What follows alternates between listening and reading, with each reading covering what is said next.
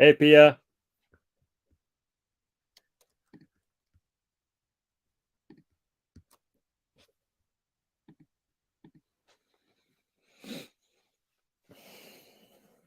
Yeah, I'm gonna get some labels done.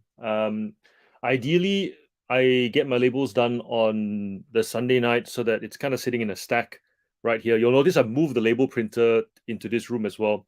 That space that you guys saw in one of the earlier videos, where it's like a big square table. I've got the label printer. There's a computer there that the kids use, Jenny uses, and then there's the monitor that I use for this label printer. But really, it's a meter and a half table by meter and a half, and we use up this much space, and the bulk of it is just like a dumping ground for stock.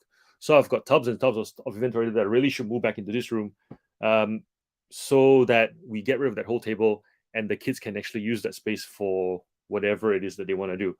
Like, we've been trying to figure out a place for my son to do taekwondo just to practice his patterns, and we can't do it outside because it's too cold. And every other place seems to have like some sort of hanging light fixture or a TV or some sort of breakable nearby. So yeah, I'm slowly moving everything back here and turning this back into more of a dedicated nighttime study. I feel like the vibe's pretty cool here too. I mean, there was a time when I wanted to do the lives down in the garage, and I got down there and said, "Nah, it's too cold, it's too creepy," and just, you know that feeling when you're out in the dark and you just hear like the noises and you go like, "Ugh, nah, let's just be inside. It's where we feel comfortable and it's warm." So yeah, hey, Michelle's here. Hey, Michelle. I haven't quite figured out the transfer from that camera to this camera yet. And full disclosure, the reason why I'm doing all these lives is because I'm trying to get my reps up in terms of how to handle them. So, um, do I look here? Do I look here?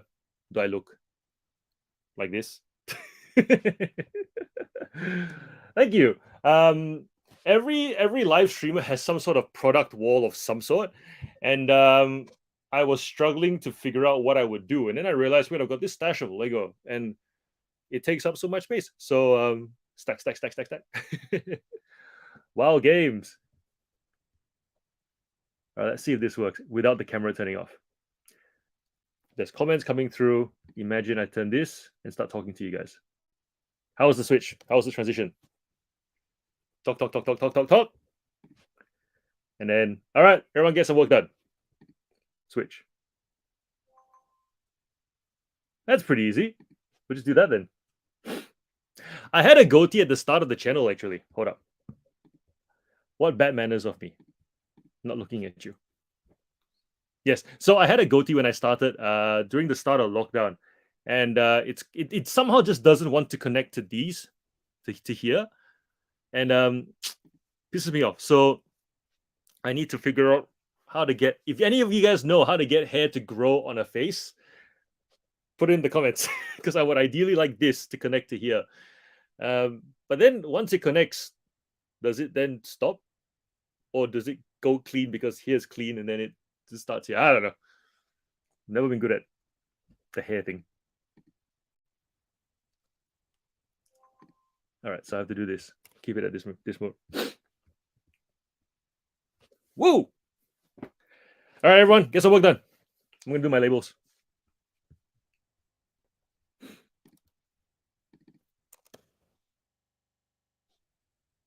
We'll talk about stuff maybe in half an hour.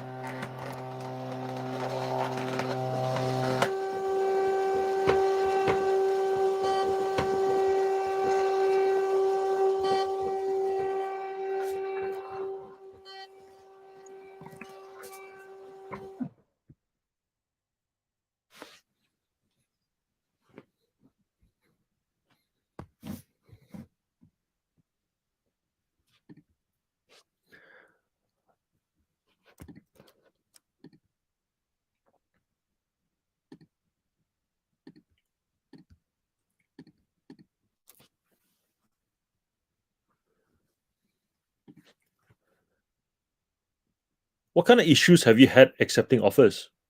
You mean, do you mean like you get offers sent to you, but then you can't accept, or you accept, they can't pay? At what point is it actually breaking down?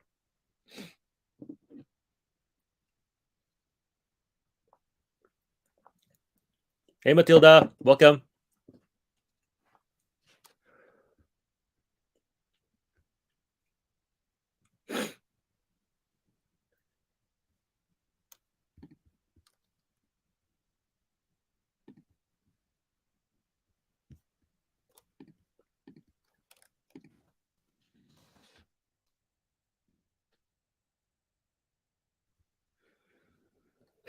Pia, yeah. I try and laugh at everything, more so because I feel like we have been raised to treat everything like to treat everything as sacred. And after a while, you come to much like how when we know when we do our reselling, we get told all these things are rare, and then eventually, what's actually rare is like a very slim section of everything that we sell. Yeah, so I generally take the piss out of everything until I'm told actually you probably shouldn't. Then I go, okay. People send me offers, try to accept. eBay sends a message of this is not working at the moment. Oh, actually, you know what? I think I had that 2 days ago. Yeah, it was just like a random error, and then there was once it went to like a page on the app where I couldn't go anywhere with it. Like there was no back, there was no X to go backwards, there was nothing. It was just close the app and start again. So yeah, it's weird. It's almost as if someone's doing something in the back end, and then like the human body, they've touched the nerve, and suddenly one random finger just stopped working for a moment of time. I don't know. Hopefully a spotty glitch at best.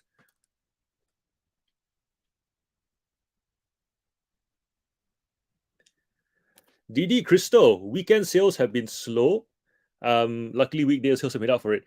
You know what's funny? Most people have the opposite, where weekdays are slow and the weekends make up for it. For me, I'd have the most sales over the weekend. It almost feels like people put off the non-essential, because my stuff's toys, right? Toys, collectibles, so it's like not essential. So really, I find that people aren't looking at that stuff, or they're looking at it but not committing until the weekend where they feel like, yeah, you know what, I reckon I can. So um I've got Brian coming tomorrow, and he spends most of the Monday just packing, and he's generally done by like 2 3 p.m. and gets like an hour of random work done. So yeah, I wish that the week was as consistent as the weekend for me. That would be really cool.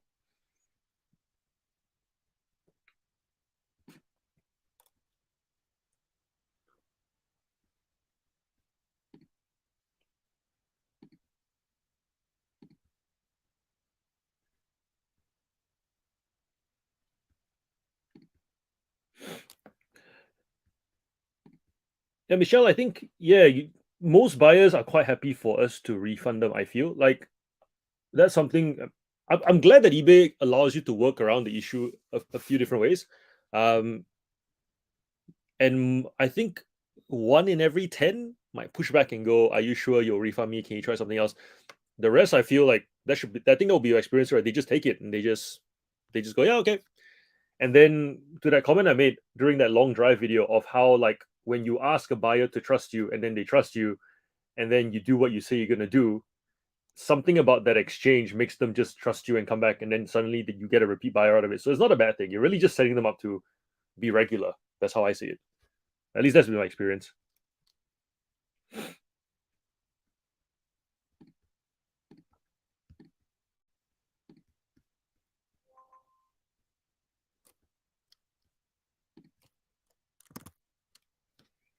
All right, so labels for one store done. On to the next one.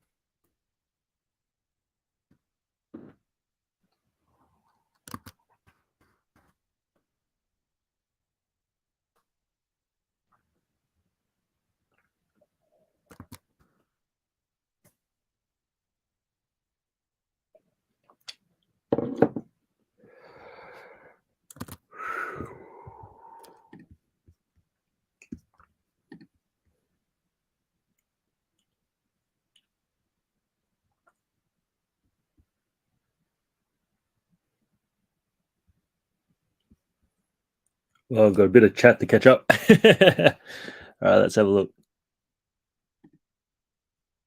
Eh,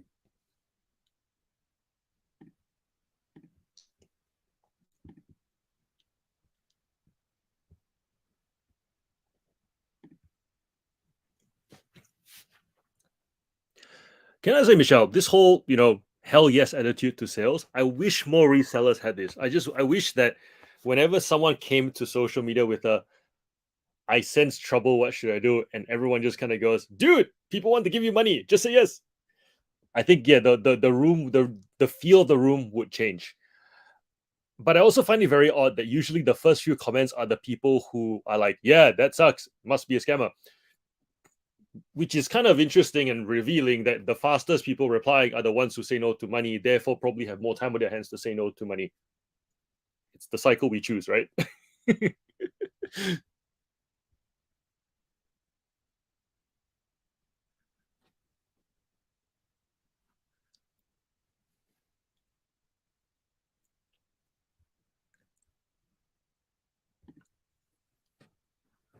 Yes, Matilda, we know that reselling isn't the only thing everybody does. There's always a lot happening. Like August for me is big because I've got like 4 birthdays I think happening in August. And then there's also I'm planning like the school's Father's Day thing. We're trying to do like a carnival type thing where we have to make all these props so that the kids and dads can come and play.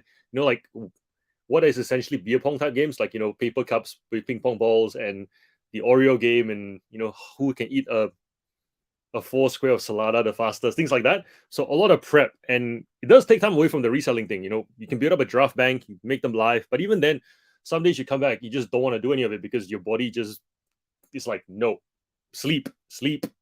So you're not alone there. I'm sure that we'll have moments where we need your support. I know I personally have had your support when I don't want to do work and you're like, get going. So that's what the community is for.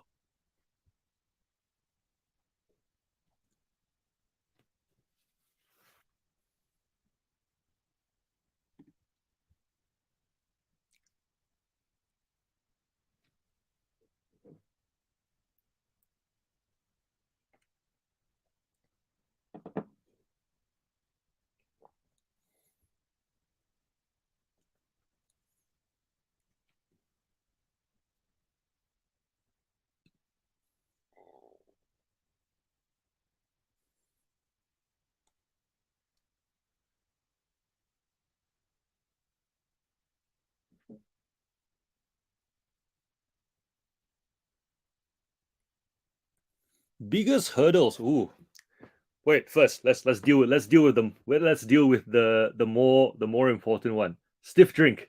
Yes, Matilda. One of these lives, we will have a stiff drink. I think it'll just be a case of when you're done moving on the Tuesday live that is now going to be a weekly thing. We will have a 5 minute just drink. like a 5 minute moment of everyone sip, everyone chat. We're not gonna talk reselling. We're just gonna drink, and then we'll continue. Also for Tuesday, since I put up the Instagram post, the only person who commented was Matilda, and we want to talk about promoted listings. So that will be the topic. But that being said, if you have any questions that you want to get covered during the Tuesday live, let me know. Comments wherever you see, just comments. Be like, doesn't have to be the exact post. Just pick a post, whatever post, and just go, "Hey John, for Tuesday's live, can we talk about this?" And we'll accumulate it all, and then that'll give us a bit of a lively, touch everything kind of live session on Tuesday night.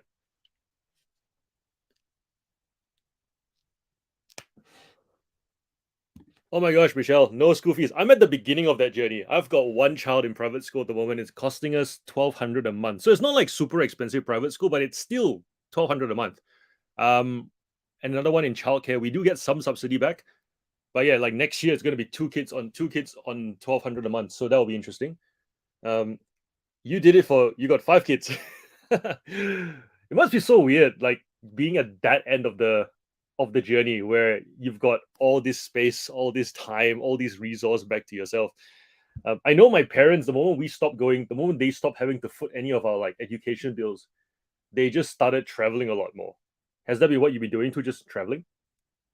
Or is it a case where the money has gone back into the business and it's just like inventory money?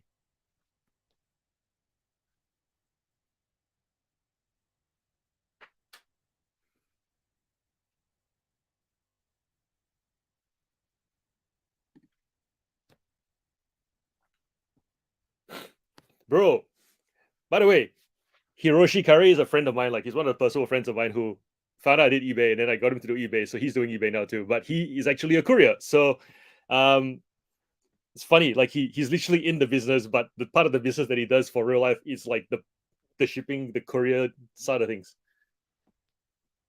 Nice of you to join me, bro. And your wife and kids are not around anyway, so you technically can stay up with us till whenever.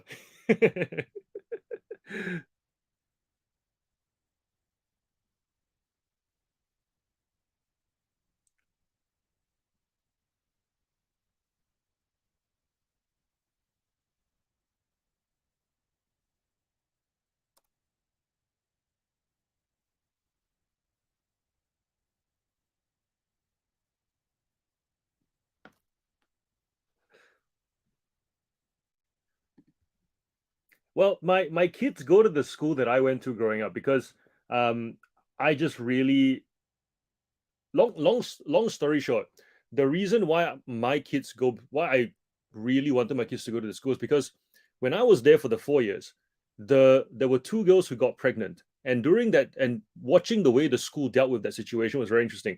They got the year one of them was a year 10 and one of them was a year 11 girl, and in both instances they got the year 10s and the year 12s into a room, all of us, not obviously not the girls, just everyone else, and the teachers were like, if you hear any gossip, you have our permission to tell it to stop. We're going to allow them to attend school, and we're going to continue to support them, ensure that they feel no shame for what they've done, make sure that they feel like they're essentially getting a graceful send off. Once they have to go and deliver the babies, obviously they're not going to come back anymore because their primary responsibility is to be a parent after that. But we're not going to just kick them to the curb like most public schools would do because afraid of liability, afraid of you know like the whatever backlash it may be. So if when I was thinking about picking a school and people were saying, is this school better, that school, and they're comparing curriculums, and I'm like, if a kid's smart and the kid's supported by parents, I mean, I get special needs, and I get there are some kids who are really, like if you're like a super artistic kid, you'll send them to like an artsy kind of school. But for most kids who learn as they go, I was like, I really don't see the difference. But that approach to the two girls um, getting pregnant and how the school didn't just kick them out, to me was like, I want a school that supports its students that way. So that's kind of how we ended up picking our school, because Jenny was like, I don't know, a school's a school. So I guess we both were like, a school's a school. And then my recollection of that experience with those two girls was like, yep, that's the kind of culture I want my kids to grow up around, where they don't just like freak out if things go badly. So yeah. And 1,200 a month is what it is. It's what it is. Makes me appreciate what my parents paid for my education, I suppose.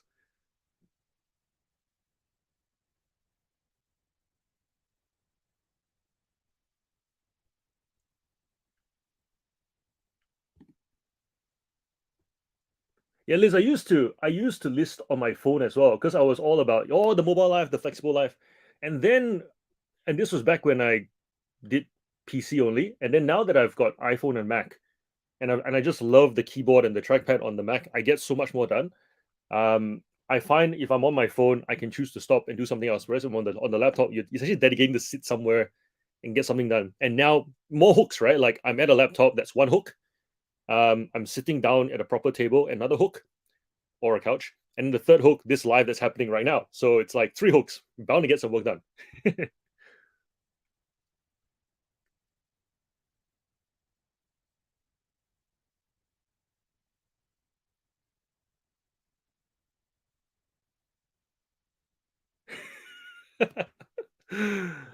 Now you guys know why I work so hard.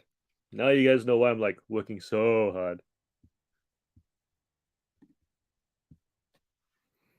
But yeah, look, one of the best things about this business is that the kids get to see what we do, um, and that's something that is pretty priceless. Like I can't think like I'm thinking with Matilda, your business will be pretty similar too. Where like your kids would watch you doing the alterations. They see mum working and then mum paying for things, and that connection, you can only assume that will lead to some sort of good work ethic, right? Like if you grow up watching parents who work really hard and not complain. I think that's the thing. Like parents who work hard and then complain and then tell their kids that they need to be grateful because they're working so hard. Some kids just don't know how to deal with that. And it's not because they're not grateful. It's just they're like, why are you placing that stuff on me? I'm just your kid. You're doing what you should be doing. And after a while, kids just check out because they find that too hard. But then I feel like if like the kids that I've grown up watching who appreciate and like admire their parents usually are the ones whose parents work hard but they don't complain about work, because then essentially the conversation becomes, why are you asking me to do the thing that you hate? When the child tells the parent, like, I don't want to do what you do it because you hate it, and you always make me feel bad that you have to do it for me, and I don't want you to do it for me anymore, so stop. And the parent's like, no, I can't stop. you know that's that whole parenting like circle of life thing is this whole rabbit hole of, we can talk about that for hours because everyone's got a slightly different version of it. um and of course all of us, Michelle, you're at the end where your kids are now like adults, and I'm like I'm at the start of it, and even then I'm going, man, I was pretty horrible as a kid to my parents on some instances.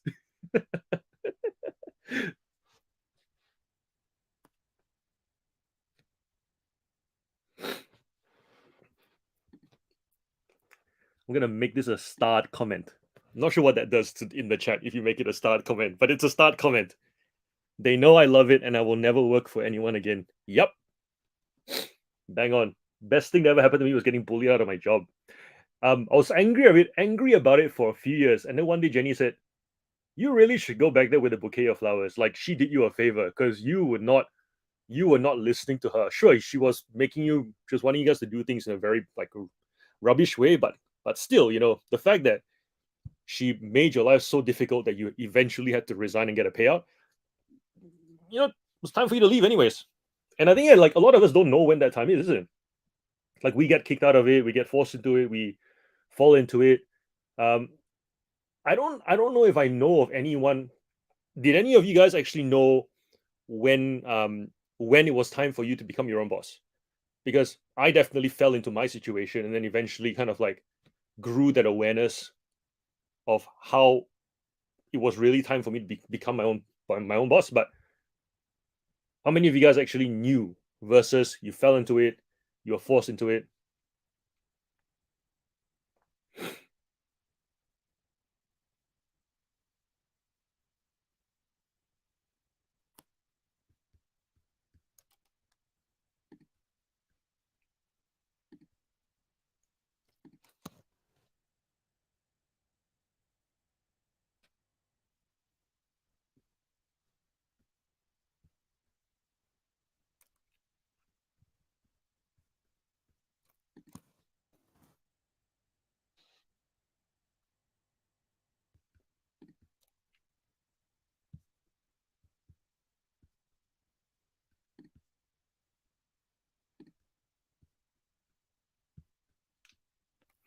Yeah, I more or less doubled my targets every single month. And people still always like, managers still always like pick at things because there are some managers who just want things done their way, otherwise they're not happy, regardless of how much money you make for them. So true. So Matilda, you grew up with pretty good models then. That's awesome. I haven't seen many good transitions of parents giving their businesses, well, not giving, but like handing over the businesses to kids, like letting them come in, work, pick the level that they should work at, so that they don't take it for granted, so that the business still respects them. Like I've got a few friends who they would come in and then try and make change too early, and then there's just all this pushback because people just don't respect them, versus those who come in, they just work like everybody else, and then after working for a while, then they start going, all right, we can make this more digital, we can add some cloud storage, we can streamline this process, that process, we don't need this many approvals for this decision. And then it's a bit, yeah, it's doing the time. I think a lot of parents don't make their kids do the time. That might be the thing.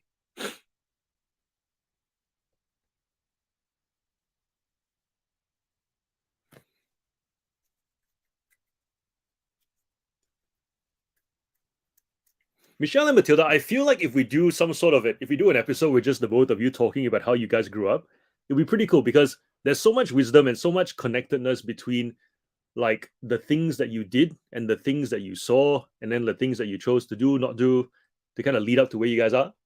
I would just it would just be like, here's a question, you both talk to each other, and I'm just gonna learn. We have to make that happen. If you two are keen for that, Matilda, type yes, Michelle, type yes, and we'll organize it sometime in the future.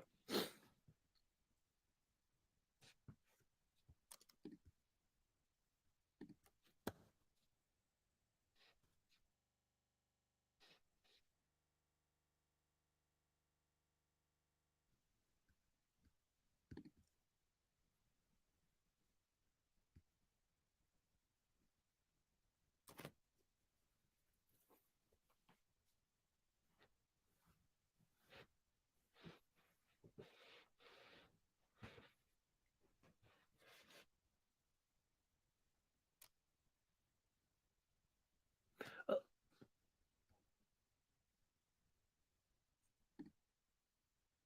you can do a lot.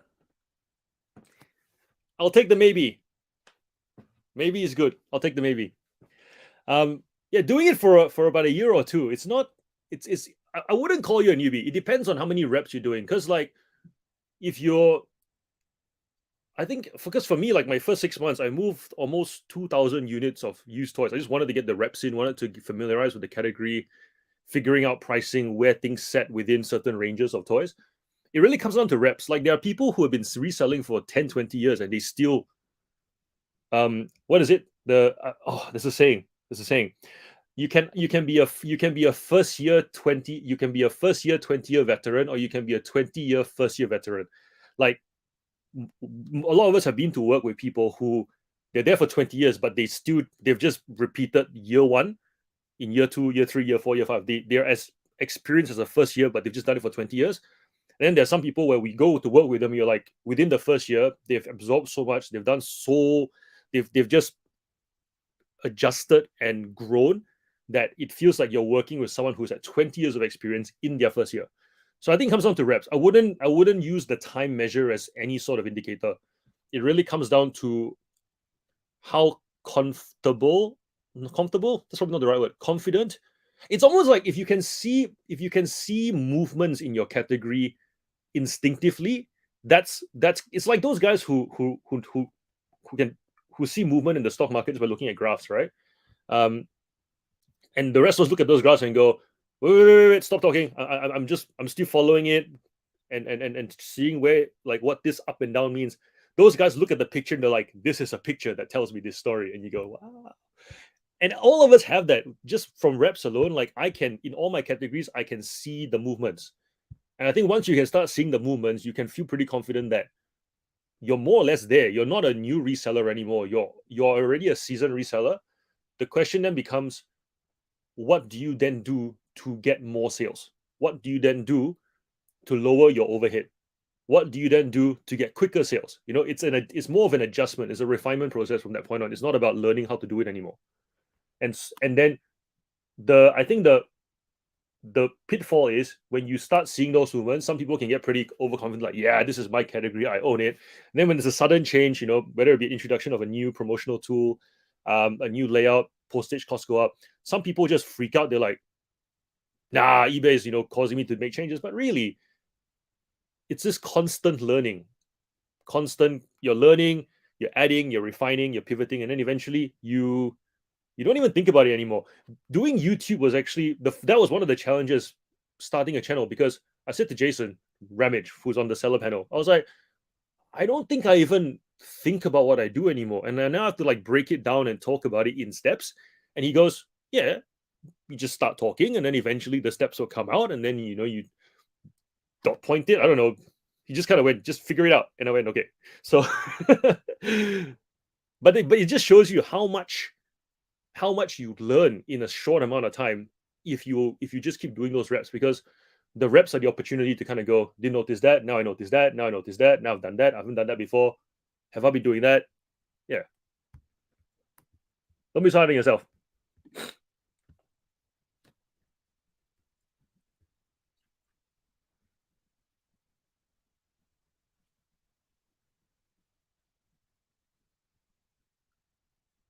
Matilda's a yes. Sounds like Jason. Jason's like, I see how this happens. I see how this could be a good thing. And then you ask him for more, and he goes, how the fuck am I supposed to know? You just do it. And then we're like, okay. It's like I know you, but I don't want to tell you how I know you. It's frustrating. And I'm glad, Michelle, I'm glad you relate because yeah, you've had conversations with him too.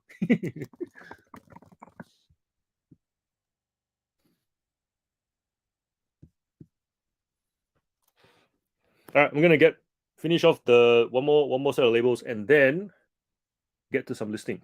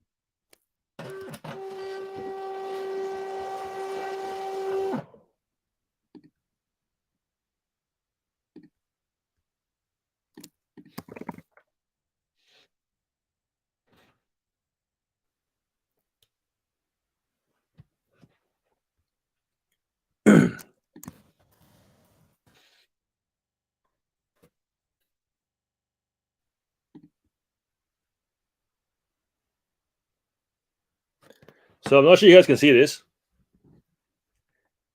I've got a counter thing. And we've set it to 0 at the moment. So we'll see at the end of this session how far I get. I'm very determined to do 100 before I sleep.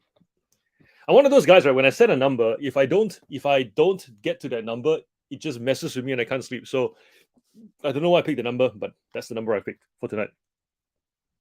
Um, can I do a video on templates and postage policies? Yeah.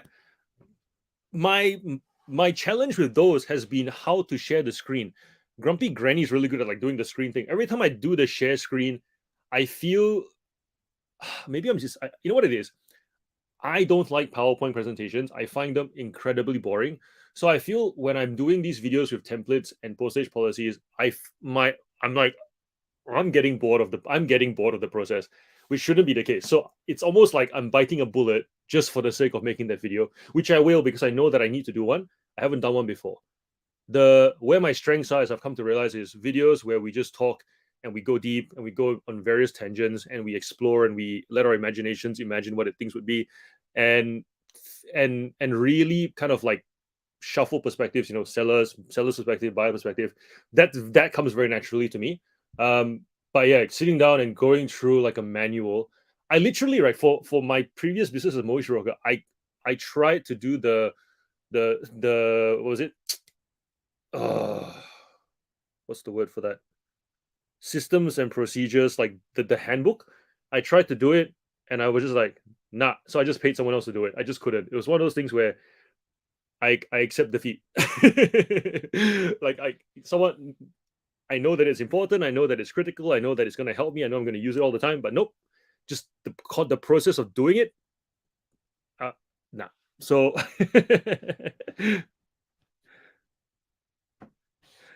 see you, Matilda. Thanks for joining us. Um, sleep well. PowerPoint isn't boring.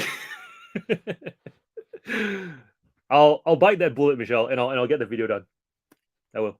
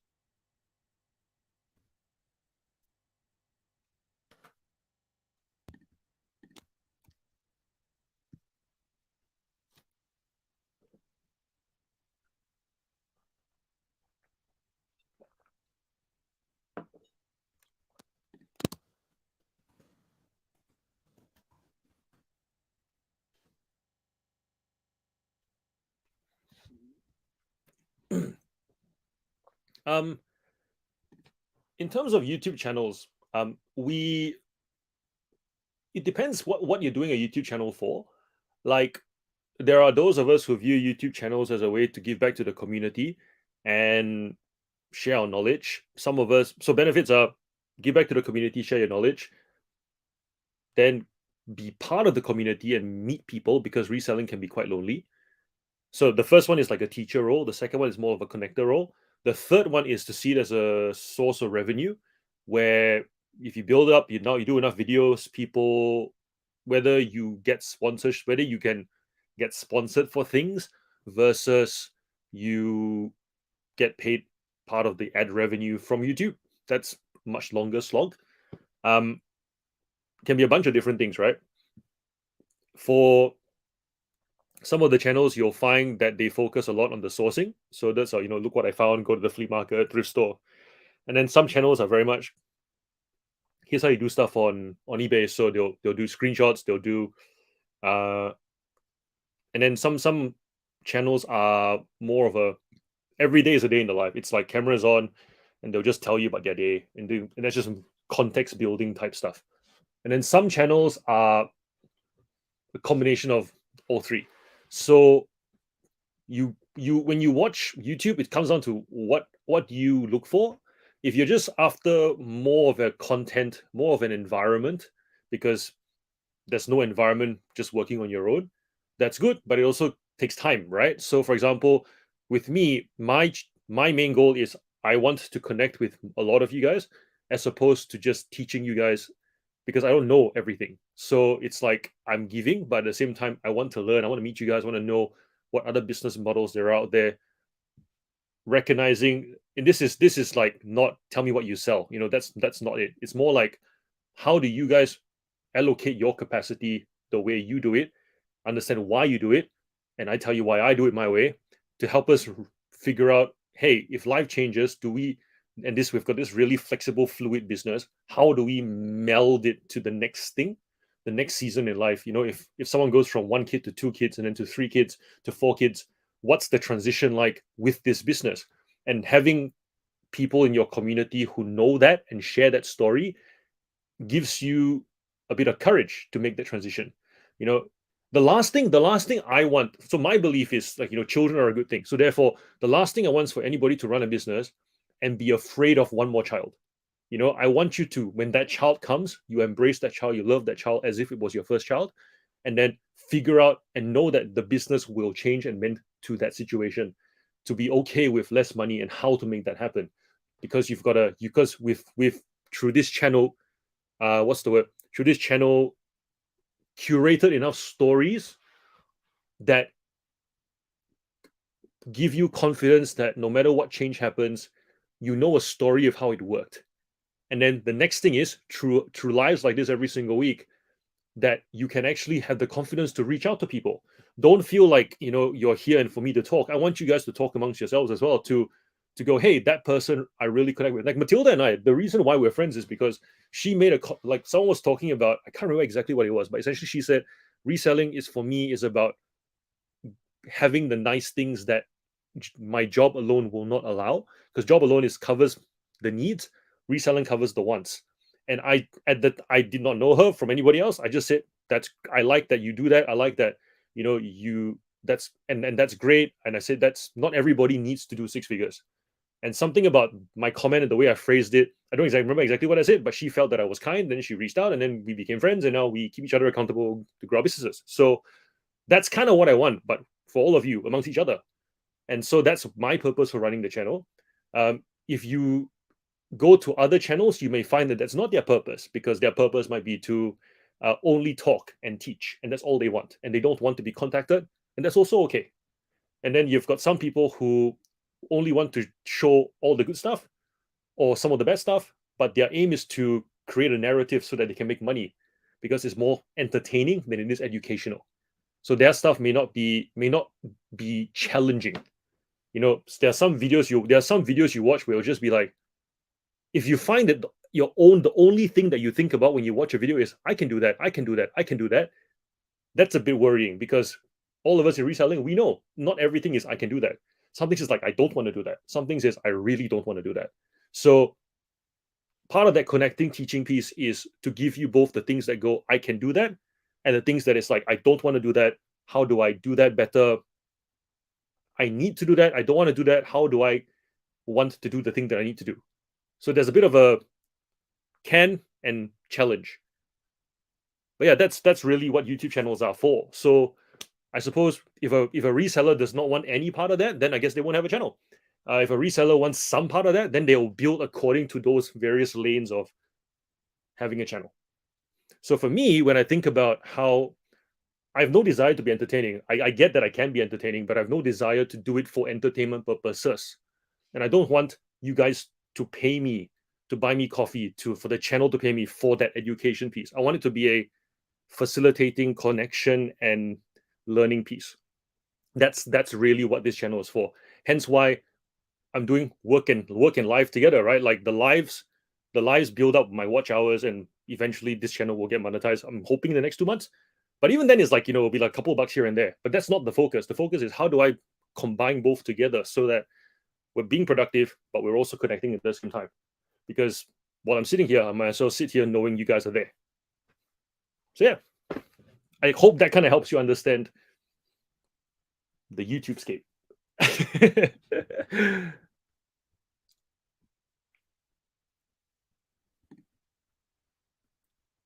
Oh, you can't forget Chris, Michelle. Chris is like, oh, hey, Dave. Hey, you can't forget Chris. Chris is like the most, I reckon Chris is the most consistent YouTuber out of all the reselling YouTubers.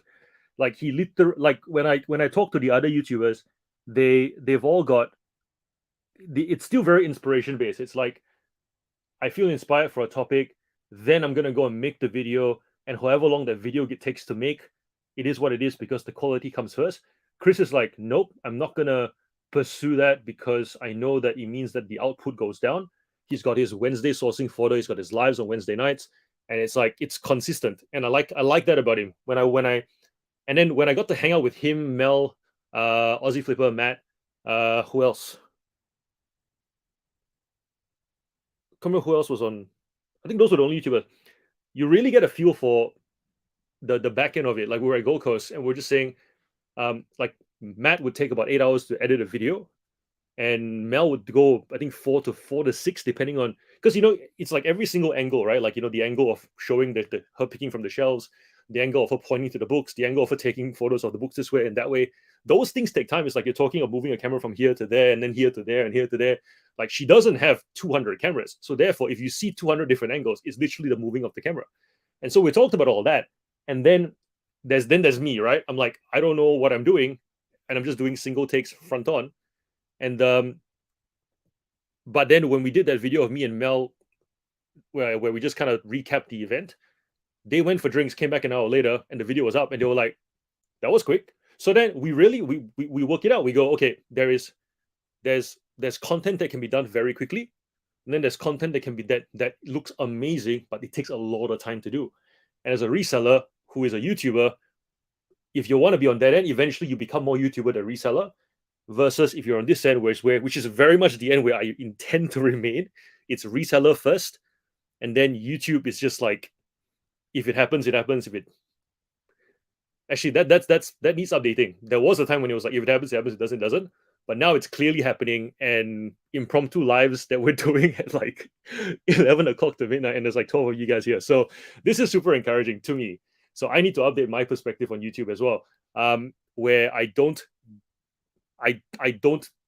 jeopardize my business to make super amazing, pretty stuff, super edited stuff. Because at the end of the day, part of the value of what I give you guys is from the business and my daily learning as well. So I need to improve. I need to keep the business very much alive and growing so that you guys get value from that journey. And all that super edited stuff, if you want that from me, it's not going to happen. You're going to have to go watch somebody else.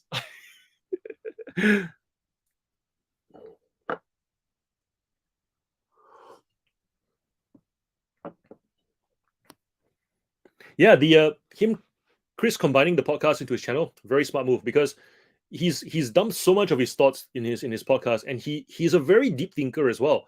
Like whenever we catch up and we talk, we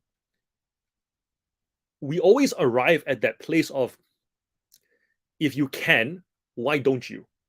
Of, that I think if you talk to somebody that you don't know, and you find yourself going, yeah, nah, I can't do that, and then you go, yep, okay, fair enough, because you're trying to respect the boundary, right?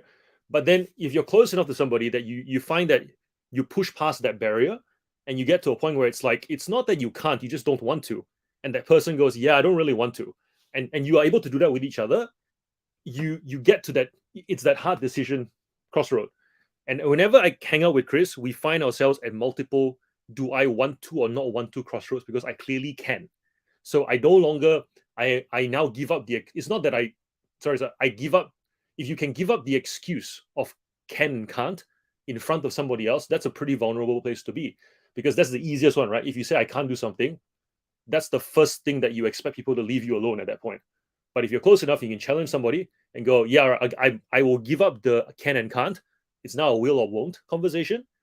You grow a lot from that. So something that Chris challenges me regularly is the fact that I don't track a lot of my progress. This was going to be like a separate video, but here it is. And I'll just put it as a chapter. And then you guys who are watching the replay can just jump to this one, and I'll just talk about it in Instagram posts, I guess. I don't track my data very well or at all, because I've been very good at flipping things for such a long time, casually or full time.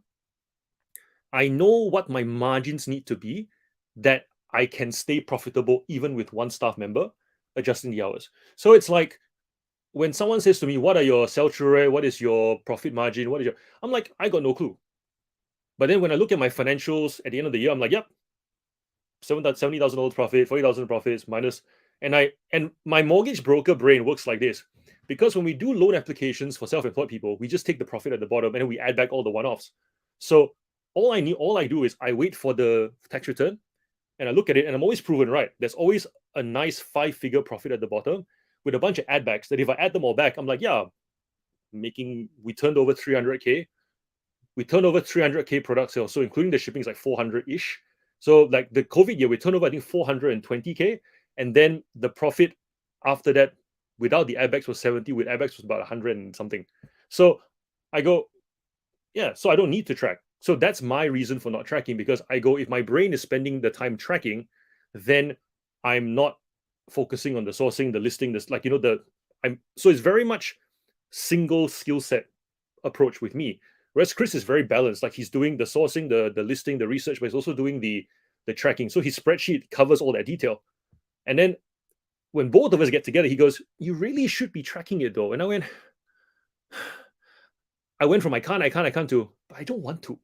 I don't enjoy it. I'm not saying there's no value in it. And then immediately when we were having the conversation, I was like, actually, there is value.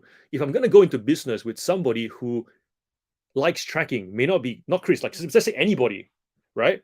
Suddenly I need to now learn how to speak that language. I need to provide a spreadsheet so that this person who wants to do business with me can understand what I do. Because without that, they're just going to think I don't know what I'm doing, even though I very clearly know what I'm doing. So that's kind of the so that those are the kind of conversations Chris and I have, where we really challenge each other to get to the will and won't, as opposed to the can and can't. And to Michelle's point, no such thing as can't. So true. It's always a will or won't. So um, even the topic of money, we've talked about this a few times already. Like if you need funding, access to funding is access to funding. It doesn't matter where the money comes from.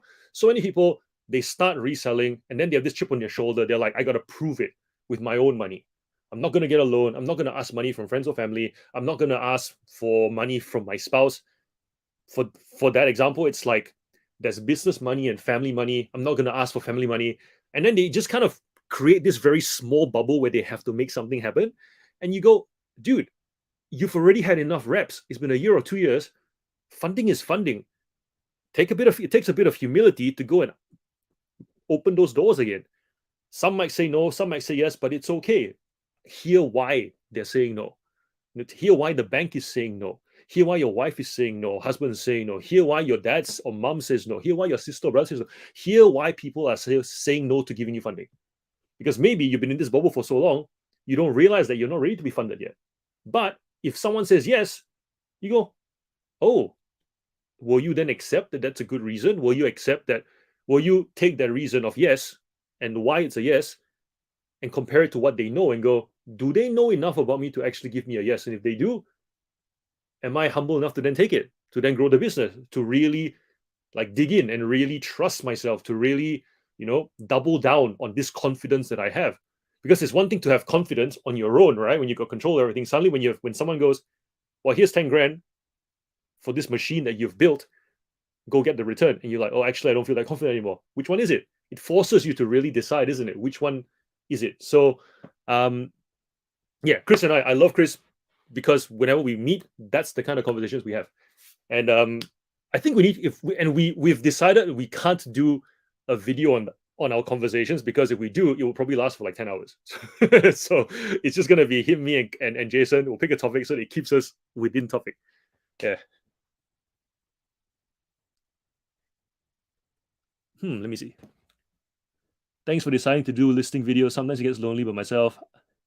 I can even play back if I need a co-worker alongside. Yeah, that's what I thought, Puppy Dog Diary. I thought that the idea here was some of us have like dual monitors, and I used to do. There are people who study on YouTube and then they just like have their monitor showing someone studying with them, and it kind of helps. So for me, I figured that would help. So I thought I'd give it a shot, and yeah, turns out you guys see the value in it too. So we'll keep doing them.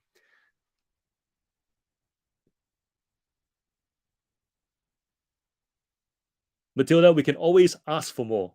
I think that's it. I think when we do this thing called business and we realize just how much we can produce with our knowledge and our learning, we can always ask for more. Always ask for more. That's the attitude we should have. Always ask for more. Every time I list, I have to have a post-it note on what the item is, where I go to, how much I pay for it, customer SKU, attach the item, and no. Yeah, if I was selling less items, I would probably do that. And I think there will come a point where I need some sort of barcoding thing to go in the business. But at the moment, I think I'm in too much of a grabby mode. Like, someone was saying to me, actually, it was Chris, because I was like, why? He's saying like, why didn't you feel the need to track everyone? I mean, because I said to my accountant, what's the fastest way for me to just do selling so that I can figure out how to grab market share within whatever category I'm in, and then figure out the admin side later. I'm willing to do the work later when I can hire someone to just do the packing and the listing. And he's like, stock take at the front, stock take at the end. If after the first financial year you're wrong, you'll know you're wrong. And then if after the next first financial year you know you're right, you just keep going and then just be more right. And I went, okay. But that's the thing, right? Like, that's an accountant who has known me before I did this. And we'd kind of done networking together. We'd had many like catch-ups together to understand how we work. So kudos to him to actually give me that advice, because then for me it was like, all right, I can just focus on selling, selling, selling, selling, selling, and then obviously I'll keep records of what I buy, and I've got like a ledger of how much for like the cash purchases. I've got the QuickBooks that runs for all the online stuff. So I have stuff that takes data. I just don't crunch ratios the way some resellers with spreadsheets crunch ratios, because I don't need those ratios to make decisions. I already know, like my they like you've heard people say the one thing. Like I already know all my one things for various things. Like I know, like I need to buy at about that 20% margin, and I'm sweet. I know that at that 20% margin, I've also got that 15 to 20% of the top end to do send offers. I know that I can charge this much for postage because of my band 5 discount, give or take. I know with international at this flat rate, I move this much volume. So it's like I know all my one things that allow me to then just run with it. And then at the end of the financial year, if I feel the need to go, how do I squeeze out another 5% or 10% of profit? Then I go backwards from at that point. But if at that point I go, now we're sweet, we're gonna keep going, then we just keep going until we get to a point. So it's yeah. I think yeah, like to your point, like Dave, about niching down, understanding all the components. Yeah, so yeah, you're right. Chris is very general. But Chris actually is getting to a point where he's wanting to do more of that men's clothing space. So he's really done the work at the front end. He's very much someone who sets up and knows all the components in detail before he goes. I would like to think if I was a mechanic, yeah, I would think it would be like, just drive the car and drive it until you hear a sound, then fix that sound, as opposed to him like going to school, understanding how the whole car works. But for me, it's like, let's get, if the car needs to get me from A to B and it does, I'm not going to think about how it works. Uh,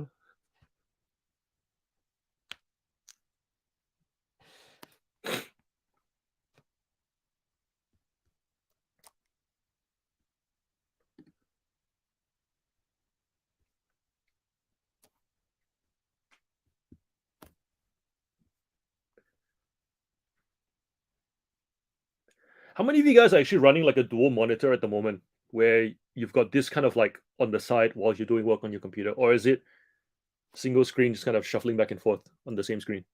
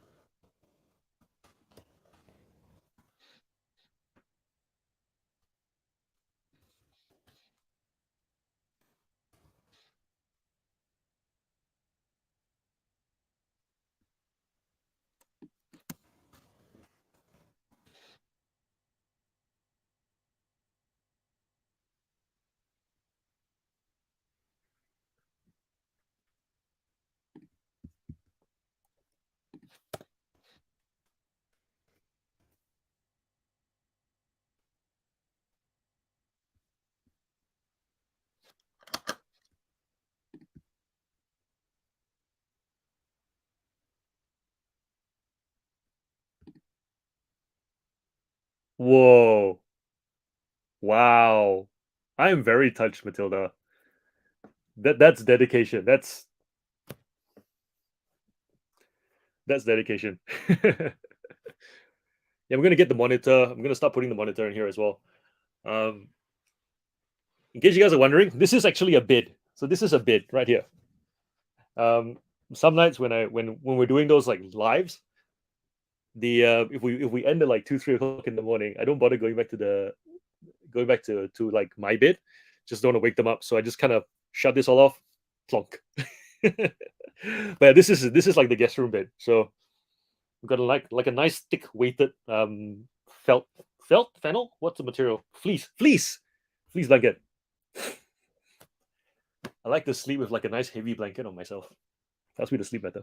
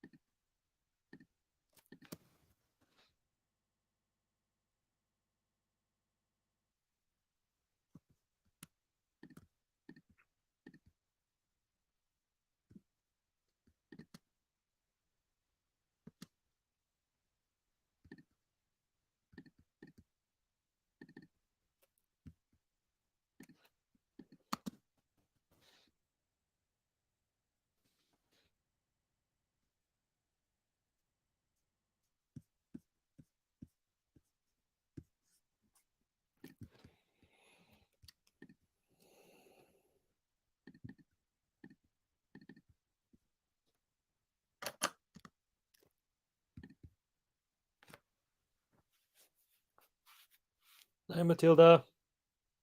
Hi, Puppy Dog Diary. Thanks for joining us.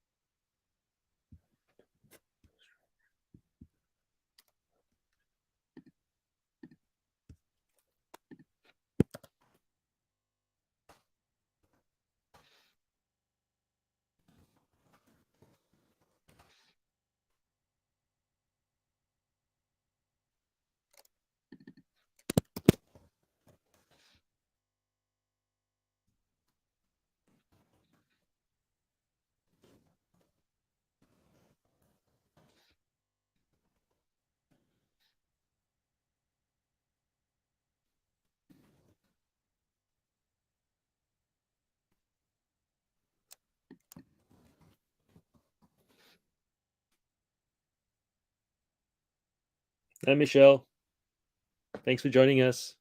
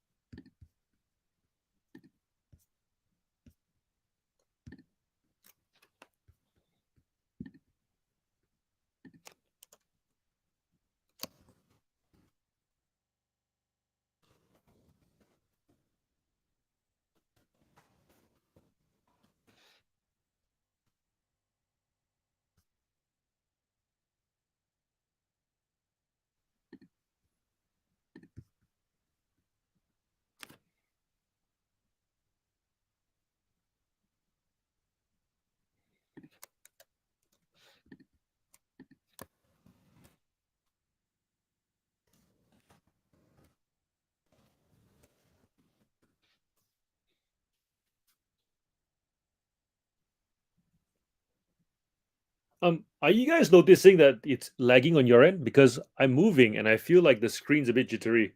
I'm wondering whether my internet's slowing down because it's just 1 o'clock on the Sunday night. Is it just me seeing this lagging, or is it actually lagging on your end too? Be keen to know.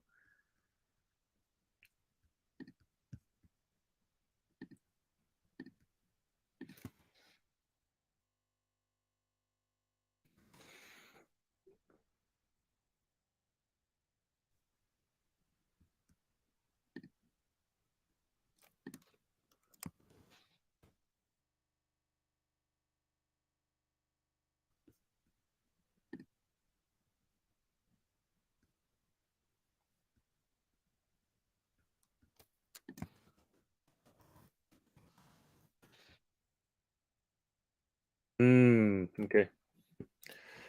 I'm gonna try and drop it down to 720p and see if that makes a difference. Good to know.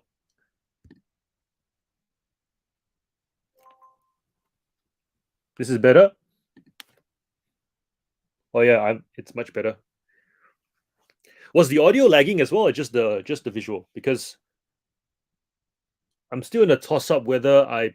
So I've got a 7-day trial for this 1080p on StreamYard, and I do wonder whether most people's internets was listing and doing lives, whether the 720p probably should do the trick without the 1080p. Because 1080p will cost I think $500 a year, which is worthwhile if the quality of the stream makes a difference. But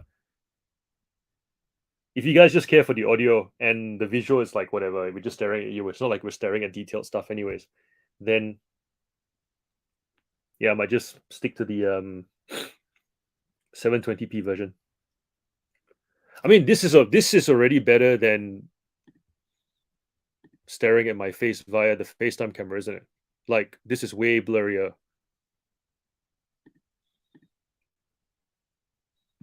than.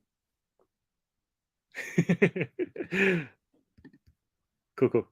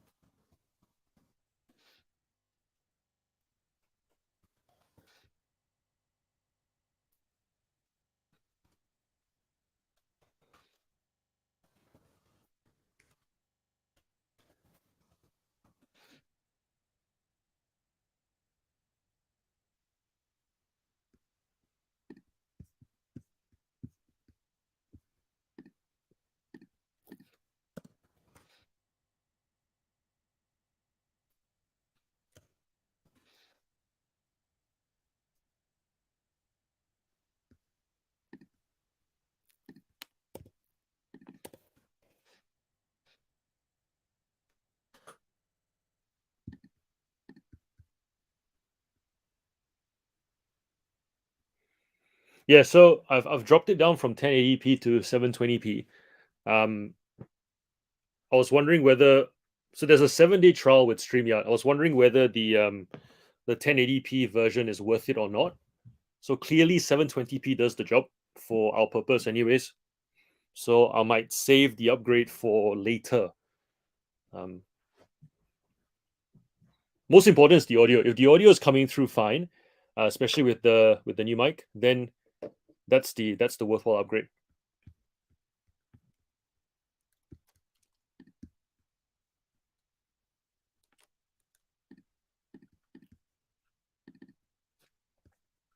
Because my biggest issue when I was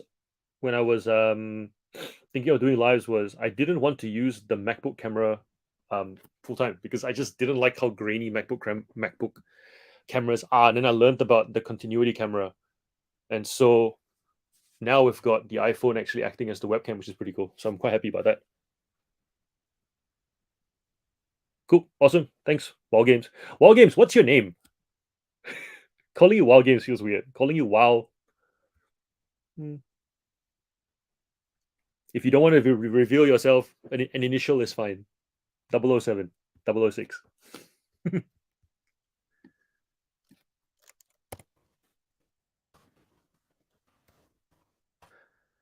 also, if you've told me what your name is before, I'm so sorry. I don't do very well with names. I'm so much better with faces. Back when I used to be in banking, I would remember people's names because I had faces to put with them. When I without faces and just with like this is your username and this is your name in real life, I struggle. So I'm going to forget people's names for a period of time.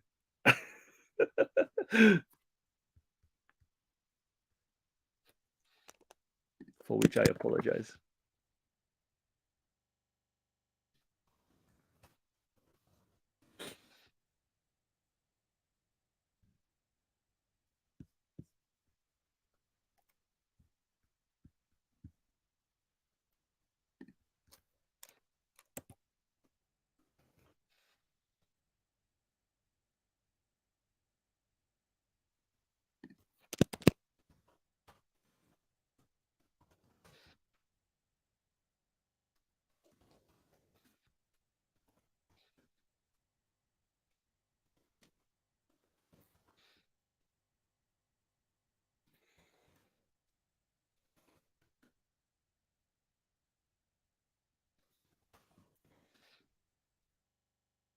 Hey Adam.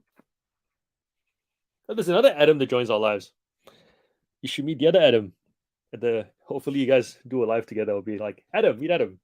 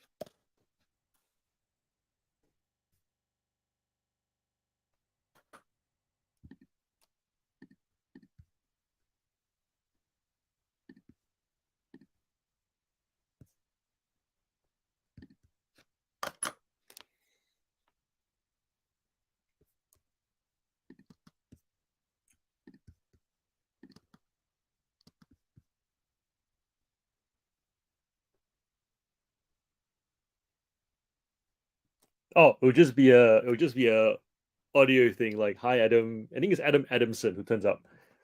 Adam Adamson sounds a bit sus too, but there is another Adam. So yeah, we'll just be like a chat introduction. Don't worry, we won't flash faces on cameras who don't want to be on cameras. If you're referring to what was with Michelle and Matilda before, I've actually spoken to them about it off live. Matilda in particular, she does want to share her story because she does have a lot of experience that I would love to share with the rest of you guys, because um I'm always very curious to know what you bring from your pre-reseller life into your reseller life, because um reselling is so versatile. You can sell anything. You can start, and as you learn, you can decide to sell Legos one day, and then next day you can switch completely to like costume jewelry, switch to shoes, you can do anything because the skill set's so transferable. It's And so the curiosity really comes down to, because what you sell, based on what you see, that kind of changes over time as well, because you start selling something and realize I don't like shipping small items or big items. You'll realize, you enter with a lot of optimism, so it's like, I can sell this thing, and if it's broken, I can fix it, I can refurbish it. And your brain paints this amazing picture. And then you start doing all those various tasks that your business requires. And you realize, nah, I don't like touching motherboards. I don't like touching metal. I really can't be bothered fixing things. I get RSI when I use a screwdriver. You start to realize all the things that you really don't like doing. And then that slowly moves your business to, yep, you're a toy seller, you're a clothing seller, you're a DVD seller. Like, I've shared this story many times. I don't, as much as I have an eye for guitars, I don't sell guitars very often because I don't enjoy the restringing process of guitars. The the guitars under $500, you generally have to restring them to sell them again, because you can't just sell them with the rusty strings they came with. You can't just sell them with the, not even rusty strings. Like, they don't have to rust, but by touching them and you smell your fingers, you can smell the metal already. Like, the oil's gone. You can smell that kind of what's the word? You get the idea. It's that metal smell that people know it's old metal versus new metal. And then, so when I look for electric guitars, oftentimes I'm looking to pay about $500 for a guitar, but it's a guitar that usually goes for about $1,500 to the buyer that really wants the guitar. And it's not even for technical specifications, it's purely for the look, because that's simple enough to get right. Like, one member talked about the one thing. So, for example, the two best guitars that I've sold so far, one of them was an Epiphone Les Paul custom. It was a Zach Wild. So Zach Wild guitars essentially have the bullseye pattern on it. I think there's like an orange and black one. There's like a white and black one, and there's like a camouflage one with like the black bullseye. Essentially, if you want a camouflage, I know orange guitars, there are several on the market over the years. And this is a matter: do you want a Stratocaster? Do you want an Ibanez one? Versus if you wanted a camouflage guitar, you pretty much had to buy that guitar. So I picked up that guitar. I drove 3 hours to pick up that guitar for $500. But I also knew I didn't have to restring it, because the person who wants the guitar will probably have their own strings that they want to put on it anyways. So I picked it up and chucked it into the spare room, left it there for 3 months, just so that the market would forget about it, and then listed it as is. So that's the kind of thing that I will do with guitars, because it doesn't require me restringing them. Because once I restring them, my hands get like super clammy, and it's just a, and then it's just a that process. Like, it makes me go. So yeah. So the point being is, I like knowing what the starting point is pre-reselling, and the more I get to know you guys, the more I realize that everybody has a certain set of skills that they bring into this reselling thing. The skills that give them confidence, some sort of hope. Those who bring nothing to reselling and start completely from scratch don't do very well, and they find reselling super daunting. They don't really get much traction. So the fact that you guys are here with me, I feel like most of you have some degree of traction already, and it's nice to know where that starting point was and how you see that starting point impacting how you've gained your traction. Yeah, Metallica smell. Yeah, that thing. Yeah, that smell. Oh, don't like that smell. And then even when I started refurbing, I did RC cars at one point as well. Man, like tiny pieces, greasy hands. Nah. So I think with me, I like toys purely because the worst case is you wipe down a bit of tea tree oil, a bit of eucalyptus oil, just to like wipe off any rough stains without damaging the paint and then just like a makeup brush to dust off all the crevices. That kind of maintenance is easy to do. I don't mind dust. I know some people absolutely hate dust. I've got friends who do reselling. They've got like eczema and they absolutely hate dust, or hay fever, hate dust. For me, dust not a problem. Um, girls' toys are tricky. Girls' toys generally come with a lot of glue because of all the glitter that they play with. Like you'll sort through dolls, right? And then you'll pick them up and then you'll put them down and realize that your hands just start to stick together because there's just residue of glue. Just that yeah, that PVA glue kind of, where really you just wash your hands in water, it generally comes off. So it's not dirty. It just feels gross. Whereas boys' toys, on the other hand, I feel like as I clean boys' toys, my brain does wonder what exactly am I cleaning off this toy? Because these some kids will bring their toys through mud and food. And I remember there was one oh my gosh, there was one time I had a car where I poked out chocolate, but it was like chocolate that had fitted so nicely in there. It must have melted into the car and then resolidified in the car that I had to chip at it to kind of let the crumbs fall out of the car. Very mindful not to let it remelt again. Yeah. Yeah, boys are gross. When my sister worked for me, I remember I'd send her all these toys, and she arrived at the same conclusion as well. She was like, girls' toys feel gross, but are actually pretty sanitary. Boys' toys don't feel as gross because dry dirt, but after a while you realize how gross boys are because of the stuff that you're cleaning off it.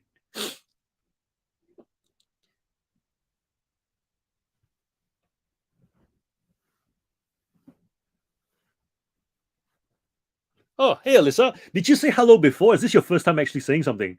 Did we say hello to you at the start, or did you just slide into our DMs? Either way, happy for you to be here.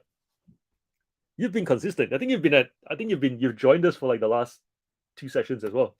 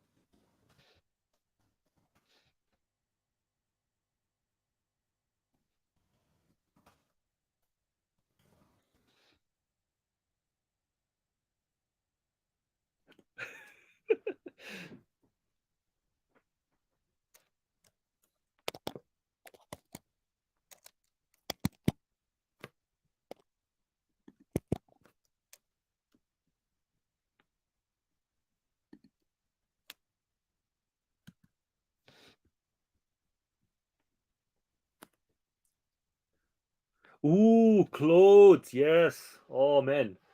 Um, I don't think I've picked up any like gross clothes. That's one of the reasons why I don't sell used shoes. Like if I do shoes, it'd be clearance, it'll be clearance, liquidation stock, or just on sale, sold at a higher price. The whole used shoe thing, nah, yeah, it's tricky with used shoes. Like I don't know how you guys go through thrift stores picking out used shoes. That's a level of courage that I don't yet have, and I don't think I ever will have. Um, hmm. Also, those guys who go to garage sales who pick up just vintage tech, like vintage tools, things like that. I don't. I think for me, I grew up. So my grandfather was a builder, and in his house he had all these old tools. Like we're talking chisel sets, wood, like with really nice wooden handles. We're talking the drill, like the manual drill.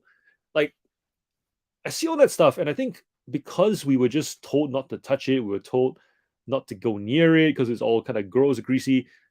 I think I just grow up with this. I think I'm a bit of a princess when it comes to these things. So when I think about competition on eBay and I think about how everybody goes, "Oh, don't share what you sell because eventually people will compete." I'm like, no, that not everyone will compete for the same things. a lot of us have reservations for a whole bunch of different categories that we literally will never go near. So yeah.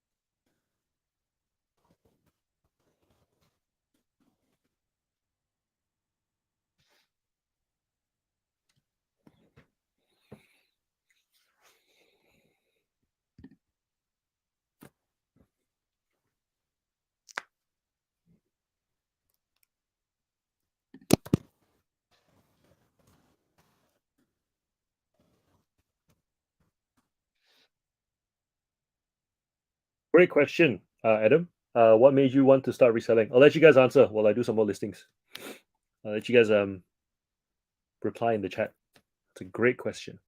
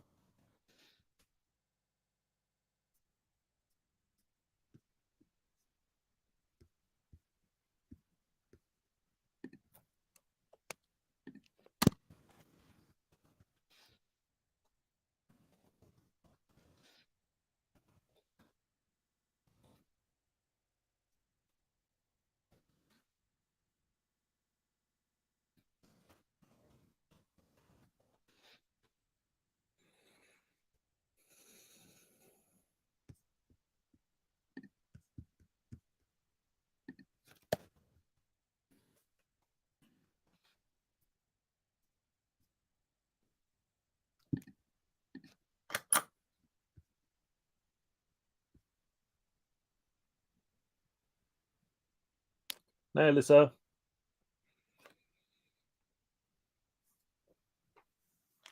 Let's not leave Adam hanging. What made you start reselling? Not liking finance. um, got bullied out of my job. Didn't like the micromanagey kind of culture. Became a mortgage broker. The Royal Commission happened back in 2018, 2019. The Royal Commission had those vibes of like, the big guy kind of telling the little guy to do things. And a lot of the stuff they were telling us to do related to like a long-term liability. So things like finance is interesting. Finance is interesting because you're making assessors decide whether you can pay off loans long term based on stuff that they can see today. But the fact is things can change, right? Like somebody can sign up for a 30-year mortgage, but then you're profiling them on the fact that they are, let's say their joint income, they don't have any kids, and then literally within a year they could have twins, but the bank will go, well, at the time they were okay. And so there was this push to kind of place the burden of that assessment on the broker and on the assessor to figure out, like, and then we would then have to give our clients these disclaimers to sign if they don't want to see a financial planner to talk about insurance, if they don't want to see a lawyer and accountant to talk about other planning things going forward. Essentially, all the contingency stuff was being placed back onto the broker. And I was like, no, I don't like the fact that this everybody knows the whole process is broken because you cannot profile somebody's ability to pay a loan based on current circumstances. Somebody can literally go, fuck it, I'm not going to work anymore. And then they don't pay off their loans, right? So, and then at the same time, there was all this push to get rid of um, international borrowers, but yet their mortgage default rates are like the lowest. We're talking, yeah, let's not lend to international people because they're raising our house prices, but they're also actually the best repayers of loans. So then it became quite clear how politicized this whole Royal Commission was. And also the fact that the person who was head of that commission, Payne, whatever his name was, he wasn't a lender. So it's like getting somebody to someone who doesn't know anything about our industry to make judgment calls on our industry. It brought back all those emotions from back in the banking days, right? Of like my manager, the last manager I would had never been a teller, had never been a banker, just became a manager. But yet she would go to the tellers and tell them, no, here's how we should be doing things. And then she wouldn't hear how they did it and why they would do it a certain way. It was just her telling you do. If you don't do, you're in trouble, and then she would just pick on you. So it just felt like that. And then reselling that made I was doing reselling as a hobby anyways, but that made reselling look very appealing because in contrast, they are you do your best, you apply your flavor, customer service, your eye for product, the way you make your product shine via your listings, and then it's a transaction, and the transaction is done, you get good feedback, that's it, you can build. I think with the finance thing, it felt like I would for I know that the finance industry has been around forever. I know that there are people who can sleep at night. I don't know how to sleep at night knowing that a transaction can come back in 7 years. Like you guys on social media, you will complain about how, how can someone do a chargeback on a credit card in 6 months' time? Imagine going to sleep thinking that a mistake that your staff has made can come back and bite you in 7 years, 6 years, 5 years, right? Sure, you may keep documentation, you may audit the documentation, but here's the thing. If you watch enough legal shows, you know that if a lawyer wants to get you, they'll get you and they'll just wiggle around to try and get you. So it's yeah, like I just that whole thing made me realize not I can't I'm not the kind of person I'm not the person to scale that type of business, but it did give me a really good taste of business. And then I went, I'm gonna just do reselling instead because that one I can scale up. Um, I don't have to lose sleep over the fact that something someone bought 7 years ago is gonna hurt me 7 years later. So then but I've always wanted to be in business anyway. So that's kind of why I am. That's why I've always been looking what's the next business I can do. And so far, when I look at reselling, I go, as a business, it's as fundamental as it gets. Um, Run it small, run it big. It's really up to you. Um, it's not restrictive either. Like if you think about how some people go and buy a franchise business, where the business is It's like a out of the box, right? But there's so many limitations. You can't do this, you can't do that. You can only sell this product, that product. You're essentially buying the business and its limitations. Whereas with reselling, you don't buy a business, but part of that trade-off is you're also building the business from scratch, however which way you feel you can. Some you meet enough resellers and you realize not everybody has a slightly different way they do things that gives them a competitive edge, because it's like, here are your tools that you can sell on, here are the tools within the platforms that you can use. Sorry, here are the platforms you can use, here are the tools within each platform that you would choose to use. Here are all the different inventory that you have, which one goes where, depending on what you see, how you create, how you brand, how you price, how you communicate with your buyers. You have your own bespoke business as it is. And then the challenge is, how do you then turn that into an out of the box business so that you can then teach other people to do the tasks within your business? For me, shipping shipping photographs, and uploading drafts, those are all things that I've figured out how to delegate. Sourcing, I don't intend to delegate until a lot later. Pricing is something that I want to delegate, but then at the same time, because I sell to local and international buyers, I haven't quite figured out how to teach somebody how to do that, because I've had several people try and work in my business, and they've all given that pricing exercise a go. They look at me and go, John, I'm looking at Terapeak, I just don't get a feel for it. So I think that's the hardest one. That one I'm willing to delegate. I want to delegate, but I feel like pricing is really tricky, especially when you're factoring in international buyers, because you'll go and they'll be like, I can't sort by cheapest because the postage fits in, like factors into that total number.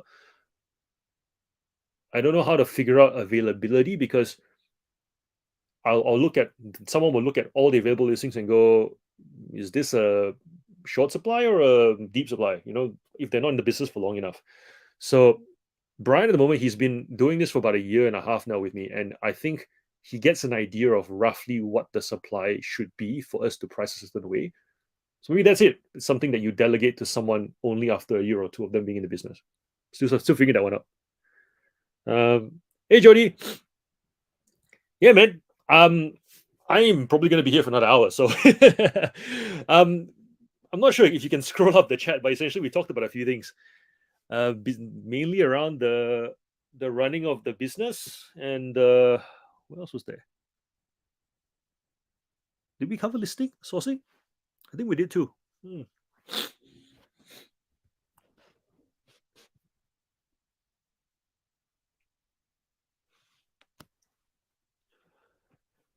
Dave, how long is it still a side hustle for you, or is it actually a full-time thing already? And how long has it been a full-time thing, if it is a full-time thing?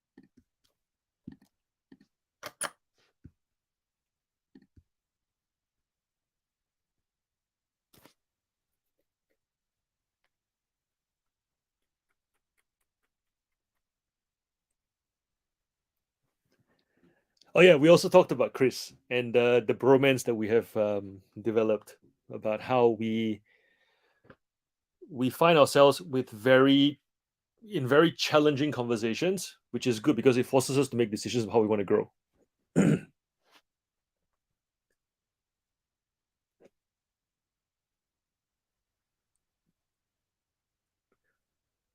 Yeah, Adam, that's a great observation. When I was explaining reselling to my wife and my parents, they were like, "So, do you just sell toys? How how do you see this actually growing?" And I said, "I see it as a bit of a layer cake. Like if I fulfill everything the same way, they all fit in the same parcels, the same boxes, whatever, and we ship them all the same way. It's just the store is separate.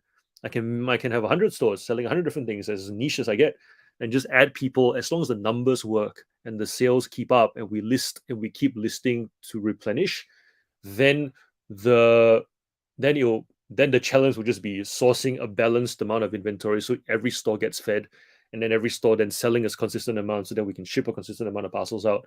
Um, and then you can just layer as we go. Like if it's the fact that you can do separate stores and eBay lets you do that for a small fixed monthly fee. Um, you can be if I feel inspired to sell throw blankets and plush pillows and whatever, I can do that and just make another store. Be like a Dares spin-off, whatever it might be. And I think that's the best thing. Once you have a skill set, and once you have a skill set, you see profit.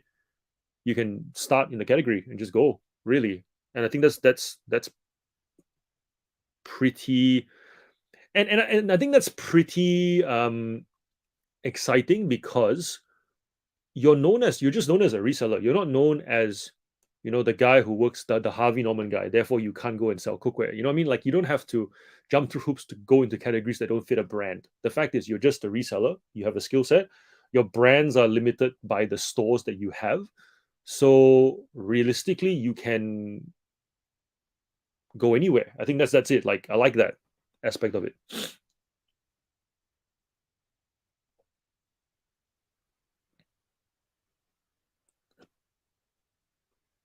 Oh yeah, Jody. I did my labels before midnight, and someone noticed that I was doing them before the price went up.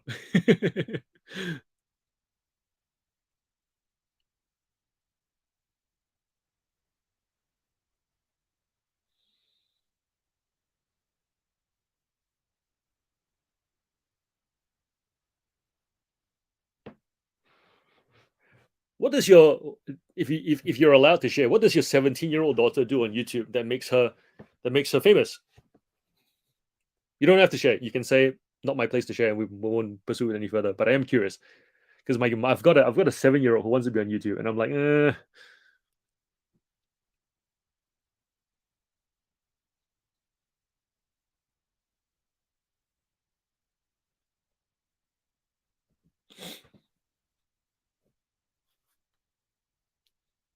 edits and anime.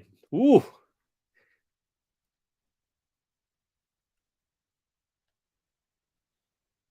yeah, I've been studying my son on so my son wants to do Lego related things. We tried stop motion for a bit and we realized how much work stop motion actually is.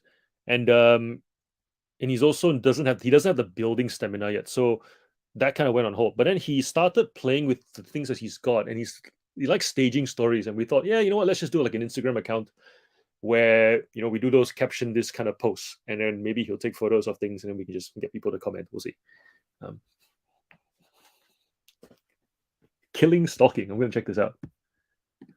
Killing.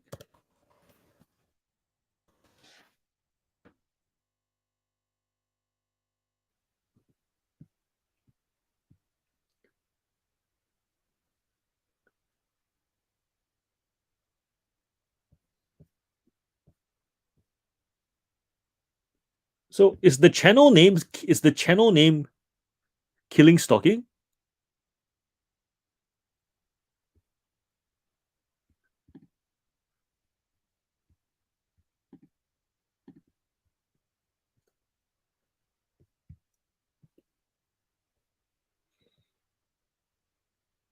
I can't find a channel called Killing Stalking.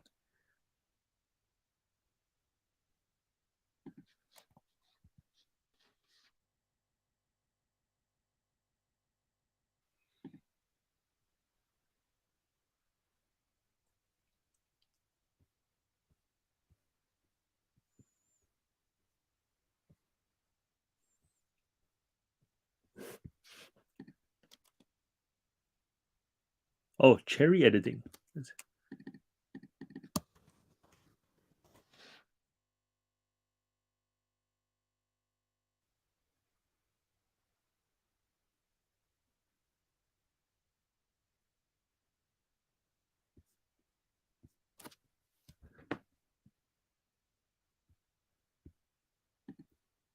That's pretty cool. 4,000 plus subscribers on YouTube, 42,000 on TikTok. That's amazing. So why won't she teach you? I'm very curious to know why she wouldn't teach you. –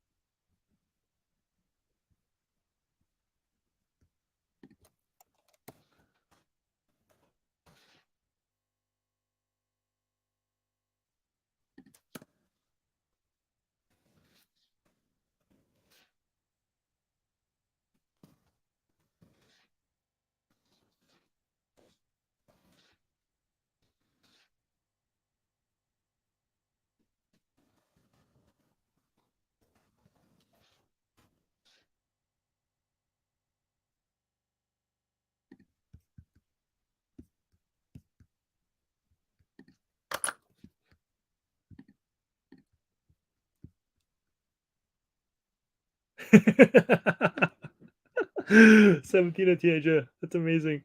Oh, we were sitting down for lunch at church with a mum who has a 17-year-old and a 13-year-old, and she just went, "Don't be upset that your kids don't want to spend time with you. Just see it as we get to go on dates again."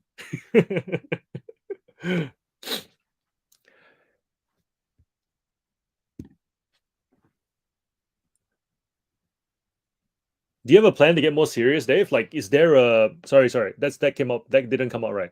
Is there is what needs to fall in place for you to actually kind of 100%?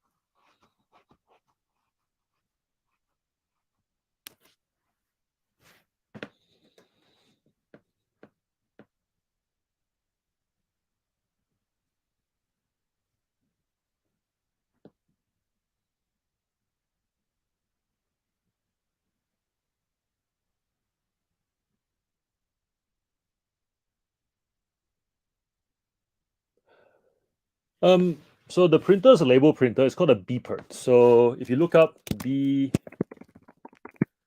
that's for the label printer. Um, how to deal with, how do you cope with negative ninjas? You just do. I think people know. I think negative ninjas are people who essentially, how do I put it? If you're, how do I say?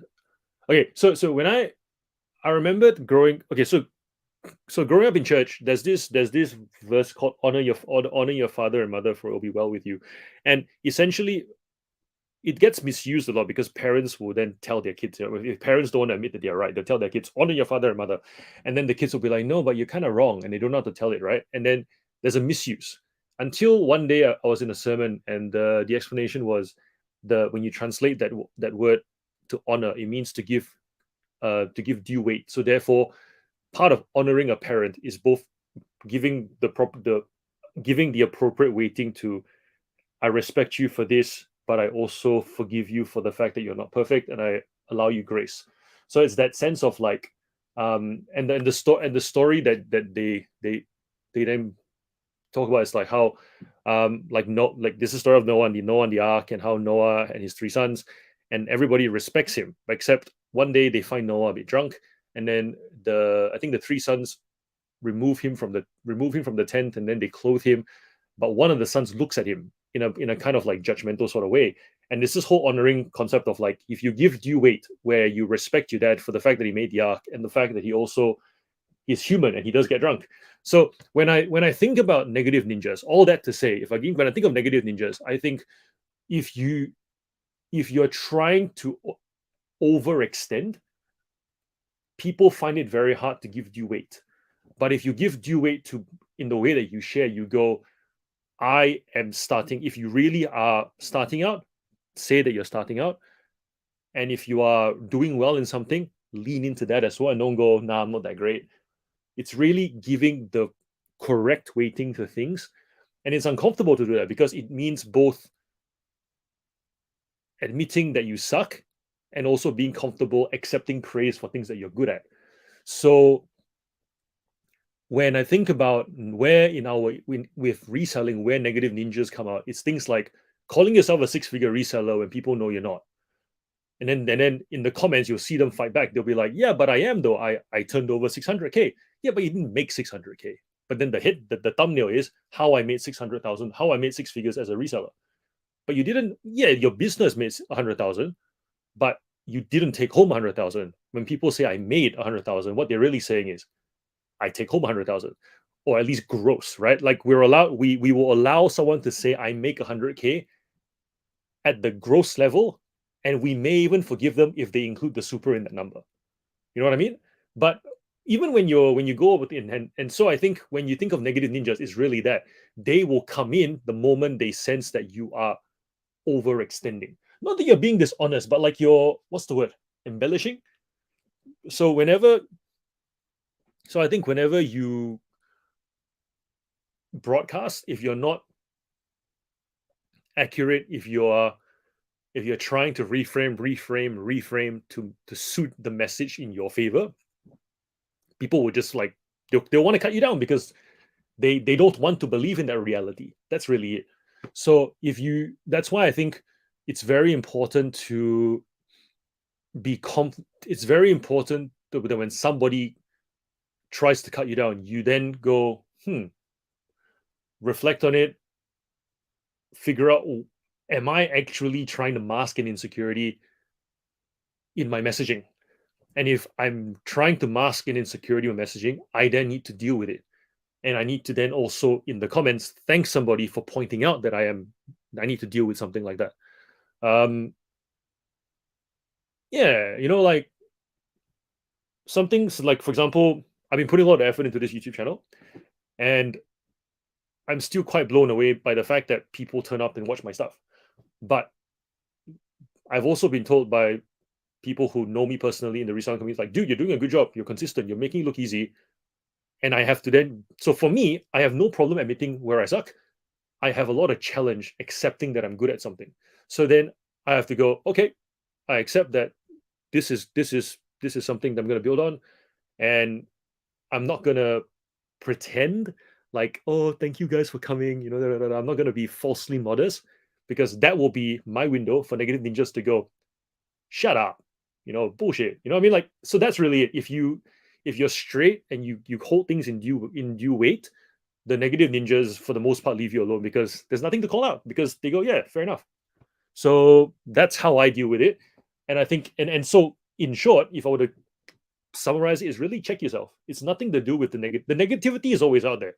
And tall poppy syndrome always exists. And in Australia in particular, it's really prevalent, because um, if you've been to, like, they say Western countries are all the same. It's not. If you go to the States, for example, and if you drive a fancy car, people cheer you on. They'll go, hey, what do you do for a living? But if you come to us in Australia, you drive a fancy car, people just call you a wanker, because there's this, it's really prevalent here. So I think negative ninjas, tall poppy syndrome, they're all gonna be around. If you state things as they are, if you acknowledge, if you tell the full story, not just the bits of the story that you want people to react to, you'll find that negative ninjas will leave you alone, because there's no fuel there in the thing that you're doing. I hope this helps.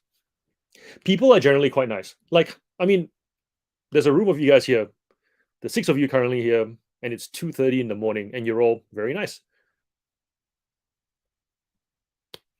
Share the full story and be pretty even keeled about it.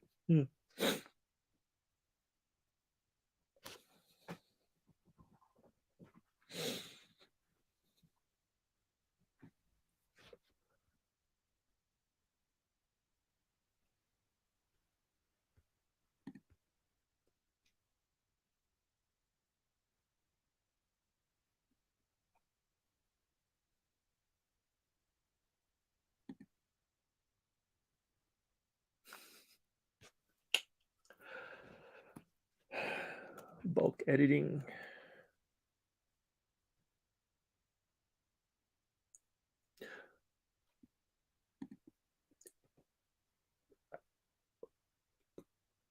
Usually when you do bulk editing, your it won't let you edit the stuff with the offers anyways.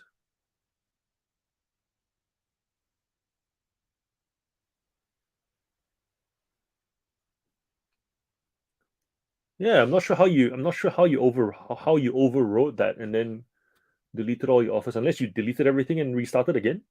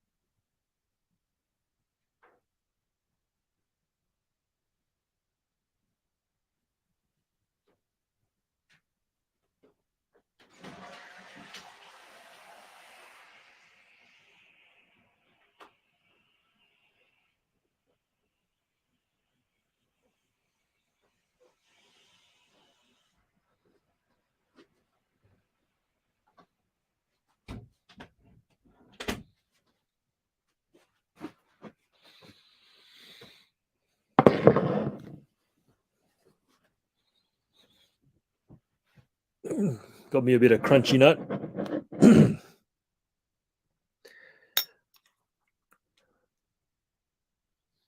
This is the first time I'm actually eating on camera.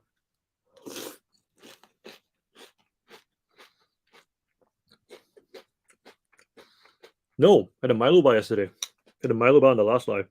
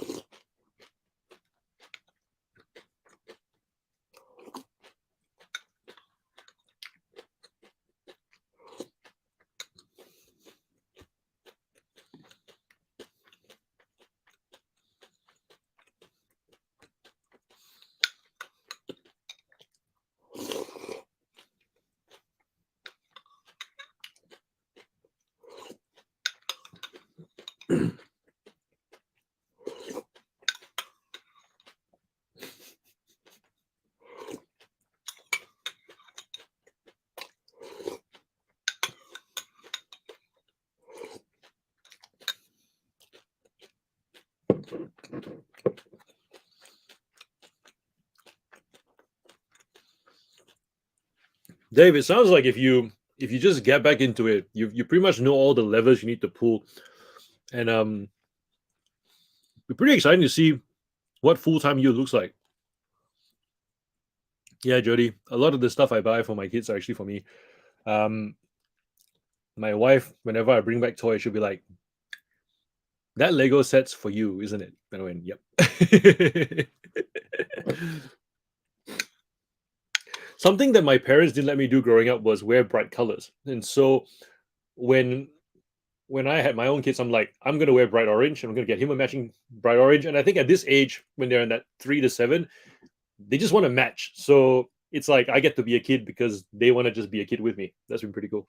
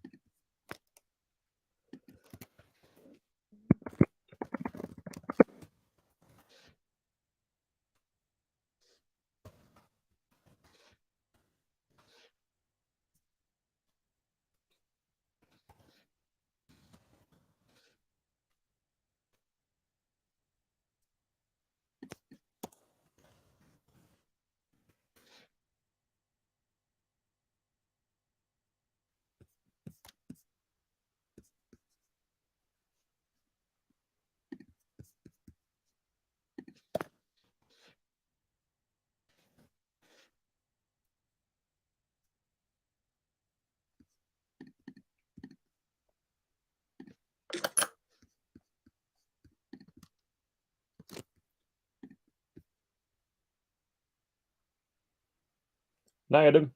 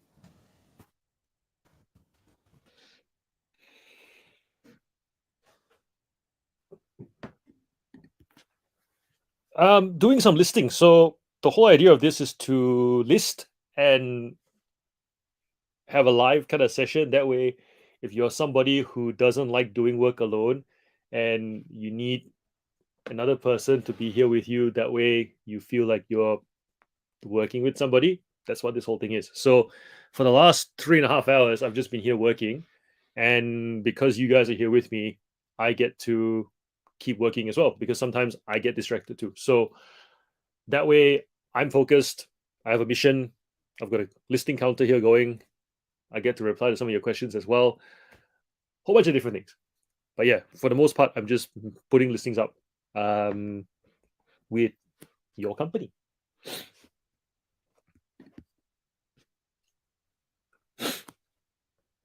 With pricing, Jody, it's not just about the number. It's about, and I shared this in a live I think 2 days ago, where I was selling comic books and I was pricing them the same total number of item price and postage to account for the stamps.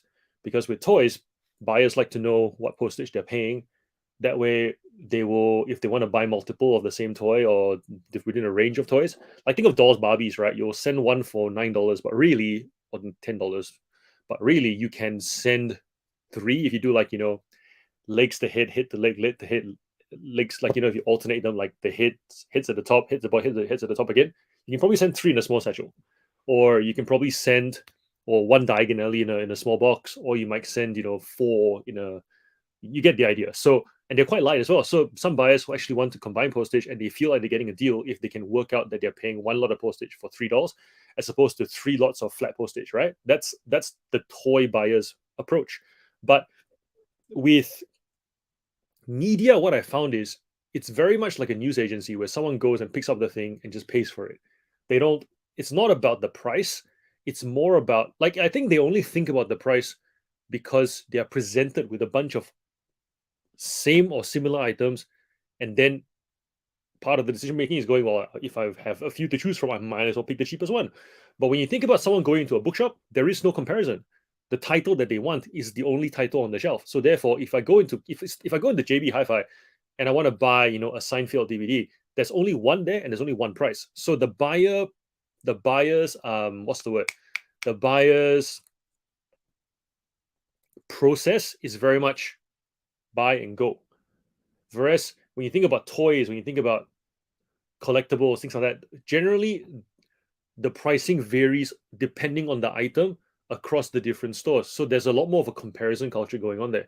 So when you think of, so that's why the free shipping model works a lot more in media, in my opinion, because I've done it with comic books, which is where a news agency experience happens.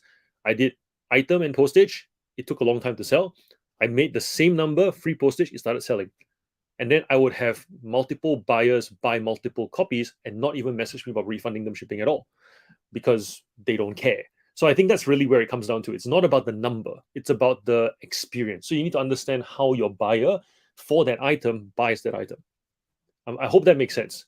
That's the part that doesn't get talked about a lot in reselling because nobody really knows. You can only have a hypothesis, like some sort of a theory, and then you test it, and if it works, then you figure out how else to test that theory. And then that's where that knowledge becomes your knowledge for your category beyond the pricing. And then once you know that as well, you'll come to realize, wait a second, there are people who are more expensive than me that sell. There are people who, but then they take better photos. Could the photos command a better premium? Could the quantity of photos command a better premium? For collectibles like dolls, right? You'll know this. And if you don't know this, then this is a tip for you. People like to know what they're buying in the collectible toy space. So therefore, if you have up to 24 photos and you're only doing 4 photos, the person with 6 photos, 10 photos is going to get the sale because they have this chance to experience the item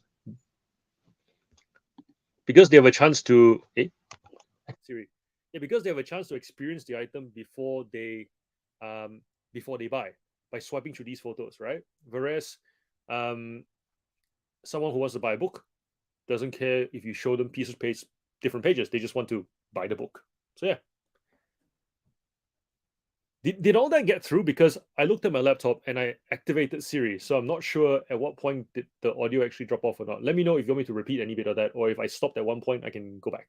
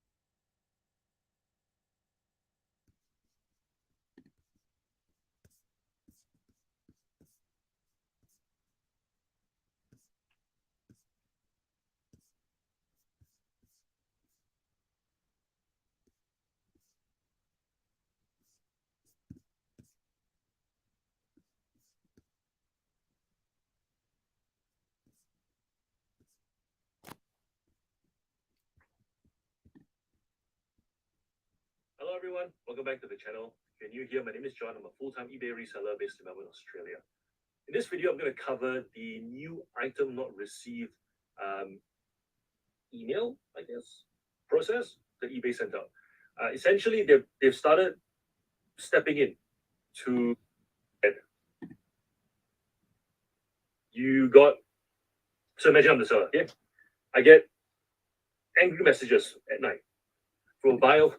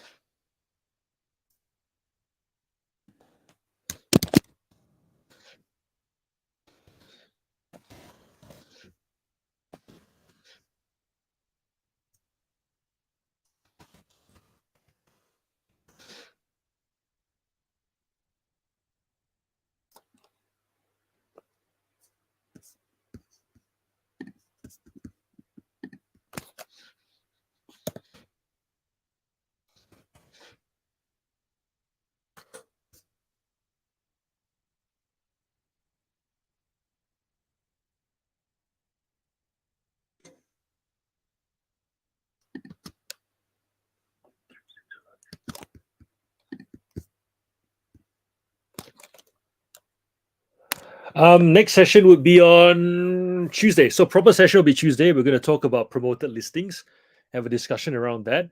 But if I'm going to be listing tomorrow night, I'll just go live again. So just thinking of, let's just do lives. I mean, it seems to work. Everyone seems to be getting work done. Meets a need, so I'll keep doing it. It's definitely meeting a need for me. So appreciate you joining and helping me out too. But yeah, official time will be Tuesday.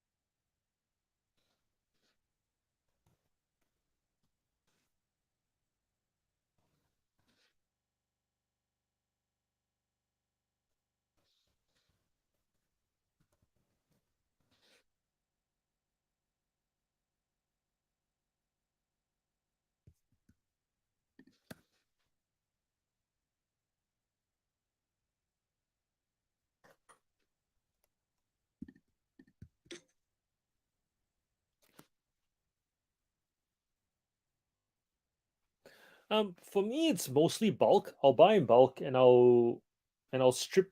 I'll buy in bulk, be it from Marketplace, Gumtree, eBay. Friends, I tell friends what I do, so I get people coming to me regularly saying things like, "I don't really want to give my address out to randoms, so just come to my house. I'm doing a clear out." And I'll say, "Send me some photos." They send me some photos. I go, "Yeah, you know what? I'll sell some. I like to sell some of those stuff," and they'll just say, "Make me an offer." Because I think there's also value in people not having to have to field multiple people coming and checking, wanting to pick.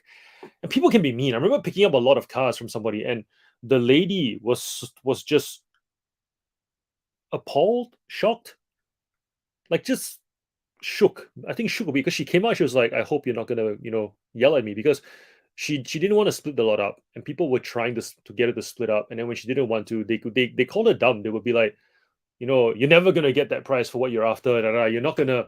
And the price she was asking for was actually what I would pay for. So therefore, it was a good reseller price. But still, the way she was treated by people who only wanted to pay her price per item, but for specific ones, then they were really mean. So I think there are people who have been mistreated on marketplace. We know how brutal it can get, and if you're able to tell people what you do and people like that, they can just and your friends tell you to come by, make them an offer so that it's just out of their house. um that's a good way of sourcing as well. Whenever you pick stuff from somebody, don't haggle them down, don't knock them down. The number of times I've had repeat sourcing opportunities because I was the only one that didn't knock them down further. They were willing to they would then call me up the next time and say, "Hey, I've got more. Here's what I'm willing to take. But you know what? You let me know what you think is worth." And then my gut just goes, "Yeah, you know what? That's pretty fair. I'll pay that price." Like, would you rather save 10% on the first lot and never again, or would you rather pay extra 10% but get like 5 lots, knowing how hard it is to get big lots of stuff? So, for example, I by being nice and not knocking someone down, I picked up almost 2,000 Hot Wheels cars in 3 separate batches. And where previously would have, if I had knocked them down, haggled them around, tried to do the thing where you go there and then you try and haggle even more, I might have gotten 1 lot, but then I never would have heard back for the other 2 lots. So it's how you go about it that opens the opportunity, and really, that's the secret. It's nothing to do with it's the secret is how do you access those other places that are not common places. because everybody can do marketplace, everyone can do Gumtree, everyone can do op shops, go to clearance outlets, whatever, right? That's you don't need me to tell you that. You know that already. But it's how do you conduct yourself so that you get the repeat and you get the other opportunities that were not made public. That's the thing that I can tell you, but then you still need to practice it. You still need to hone that craft of which comes down to, which is quite hard, I think, for resellers who do reselling because they want to get away from that people contact. They want it, they hated going to work, they hated customer service, customers yelling. The ones that complain on social media that, and if you're one of them, I'm sorry, but it is what it is. It's like, who say, buyer message me, what do I do? I'm like, talk to the buyer. Like there are many resellers who don't like being messaged by buyers, which is really interesting because they've been so jaded by dealing with people that they think reselling removes that component completely, and it doesn't. Ultimately, to get the deals, you have to go back to being people again. For me, I don't like that, but I recognize that there's a benefit to it. So yeah, that's how you get the sourcing opportunities that others don't get access to, just by being nice, being kind, being open to new opportunities, having money put aside so that when someone says, "Yeah, I've got more off the back, you want to have a look," you've got like an extra how many, depending on your category. So for me, if I've got an extra 5K sitting in the bank account at any given time, like a pounds fund, all the, yeah, you know what, I've got this out the back, just come have a look. I can generally take those slots on the spot. The only time I've had to not take something was when I went to a friend of mine who wanted to sell his collection, and he's got really good taste, and he's at a point where he just doesn't have the time to sell them anymore. And he goes, showed me some photos. I was expecting to pay about 4 or 5K maybe. I turn up and I'm just like, dude, this is like 20, $30,000 worth of cars. Like, what the hell? And he goes, yeah, I kind of figured you wouldn't have the money for it. And I went, yeah, no shit, you're right. And then essentially he just went, look, I need it out of my house. I'm getting my house getting renovated. Just sell it for me, and then we'll work out the price later. And given that we're friends who go way back, like, that's, you guys might eat me up in the comments and go, you should have had something in writing. Here's the thing, right? Contracts are for people who don't trust each other. I'm cool with this one. So um for me, it was like, I just took it out. I just took it, and we're just going to do it on a consignment thing. So that's another thing. If you know how to work consignment deals as well, that's another way of getting stock, because not everybody, like, if you want to remove the pressure of the haggle, what you're really saying is, can I pay you in installments? Yeah, do it over consignment, right? Um, so those are all the ways that you kind of get better stock, get stock that no one else has access to. That's it, really. It's not really secret. It's more opportunity that comes about because you do things a little bit differently and you work on a new skill. I hope that helps.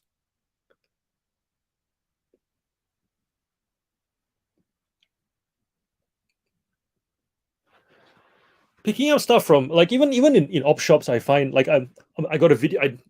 I'm doing a video at the moment where you guys will see it later this week, where I went into an op shop and all I did was, ask them if they had more, ask them if they had more. They did, and then they held the price, and I managed to get some really good stuff just from being nice and keen and helpful. So if you're willing to take the crap along with the good stuff, that also helps.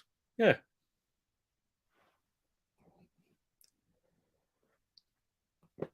Night, Liz. Have a good sleep at 3:15. I hope you don't have an early wake up. Like, I don't need to wake up early tomorrow. It's school holidays, so the kids is gonna wake up when they wake up, and they're at that age where they can sort themselves out, which is pretty cool. Like, they'll just get up, they'll just get their box milks and bug me when they think it's appropriate.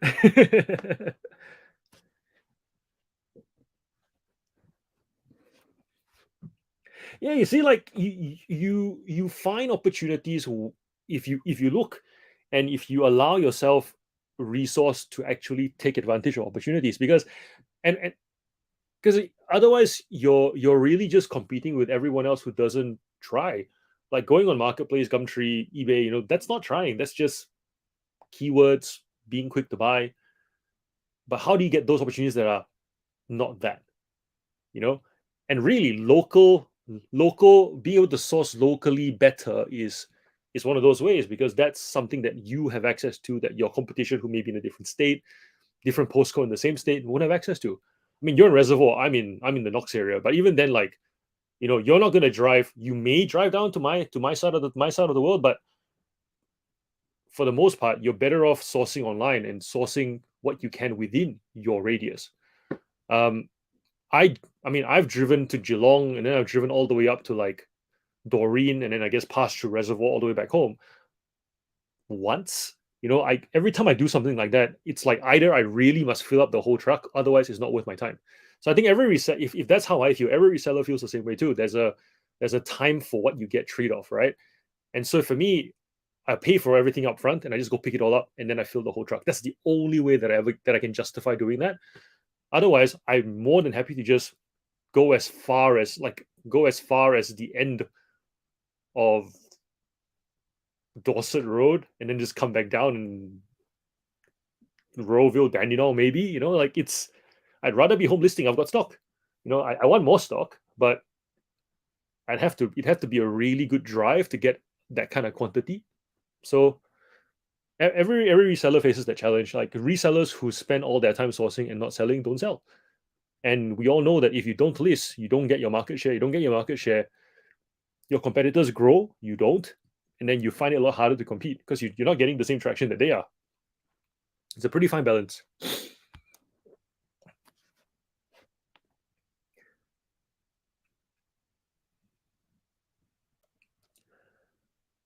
The thing with the deal mentality, Jody, is that you after you find deals, if you depending on who you talk to, if you talk to newer resellers, they will praise you for the deals you find. If you talk to more seasoned resellers, they will not praise you for the deals you find because they want to hear how you get the same thing over and over again. Because that's the stage that they're at. Like whenever I hear somebody say that they found this and they managed to sell it for this, I'm no longer impressed. Not because I'm not impressed by it, but it's because the thing that it takes to impress me is I found this honey hole that I can go back to over and over and over again. I'm not telling anybody where to get it. That impresses me because I'm like, that's a lot harder to find. It's a lot harder to find someone who has a collection of stuff that is stored across 4 storage units that they have already said, you are my exclusive person. As I'm willing to let it go, I will let you know. That's a lot harder to find than any deal. Like I don't care whether you found something for $10 and you sold it for $1,000. That's not as good as somebody who has found that collector who has 4 storage units, who has already agreed that you are their person because they like you, they trust you, and you made it so easy for them that they're gonna do it again once they're ready. And I've had a few instances of that, and it's like that's how you run your business because it's recurring. If you cannot make it recur, then it's not a business. It's just a once off, right? You want to be moving closer and closer to how do I get it to recur, rather than just figuring out where that once off is. And so actually that kind of ties in a lot to that whole point about negative ninjas and 6 figures, right? I've also told people, I've also said on YouTube, like I'm not going to call myself a 6 figure reseller until my wife says I can, which means that until she is convinced that it's a recurring 6 figures every year because the business has enough recurring, we're not going to call ourselves 6 figures resellers. Doesn't matter if we turn over 500,000, $1 million. If there is no confidence that there's enough of that is not one off, we're not going to be confident that we will take home that 6 figures next year. So that's really it. As a business, it needs to be recurring. So when you think about sourcing, always have that in the back of your mind, like how can I lean more to recurring more regularly? So some people will actually, I'm not going to say bribe, but that's essentially what it is. They'll have people like Kmart, Big W, who when they know there is a release of Hot Wheels, the valuable cars in some of the cases never make it onto the shelf, and the whole collector group, the whole collector fan base knows that they get picked off. And whether it's hey, I'll pay you $1 for every car you give me, or whether it's whatever it may be, right? Those cars never make it onto the shelf. But that's one way some people figure out how to get recurring. They don't let it get to the public. and that's really it. Yeah,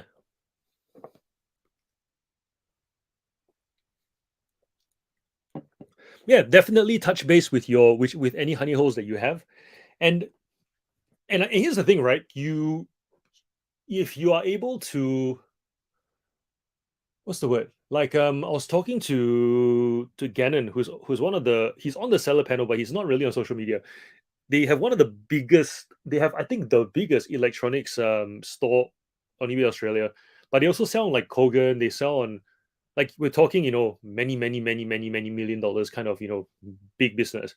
And he's saying, we if you build your business such that you are consistent in how you sell, which means, your customer satisfaction reviews, you are the preferred person to buy from, suppliers will find you.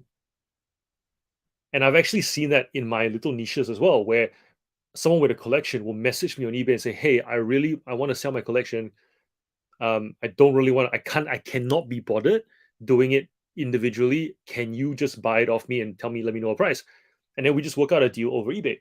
And that's it. Like, you you can source, and to your point about not having enough space, but imagine if you have no space, but you have a sales velocity that you can move 10 units every single day, that solves your problem. The storage doesn't it's not really even necessary, really, is it? You pretty much become like those coffee carts that don't need much space, because whatever they buy, they just turn over on the same day. The next day the supplier bring the supply, turn over again. You know, that's kind of what we want. We want to make all that money, because we have that capacity to sell. So work on the business. Let it bring your turnover rate up as well.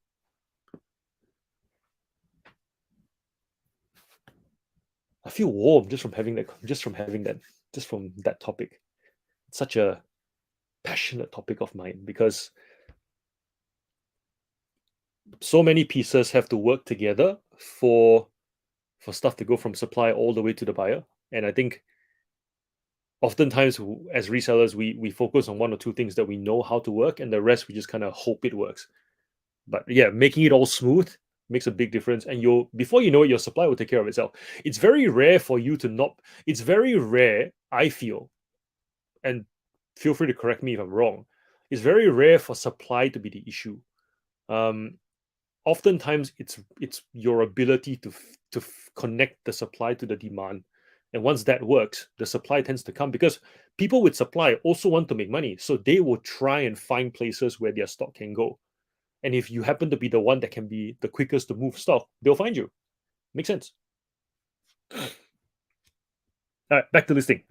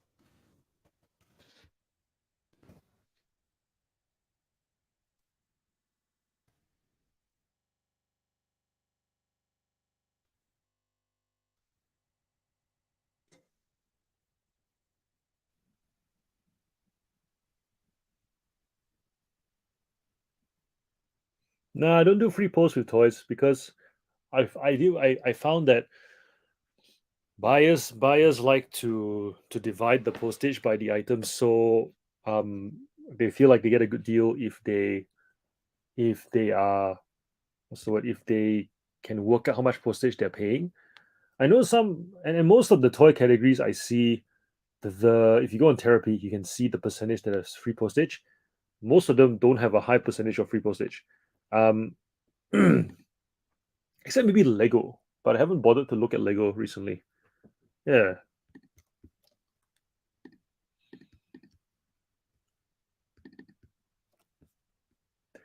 ultimately, it really comes down to you. You really just need to test. I don't know. I cannot stress that enough.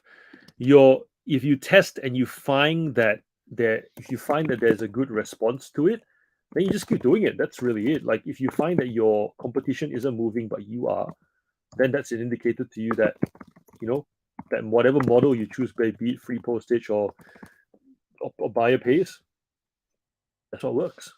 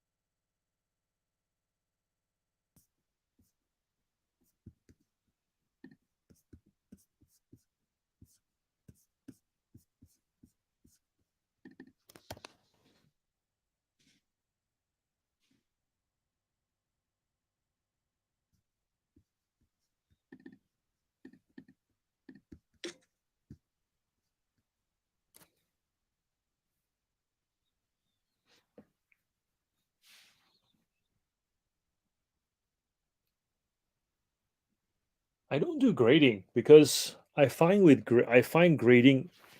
I don't do grading.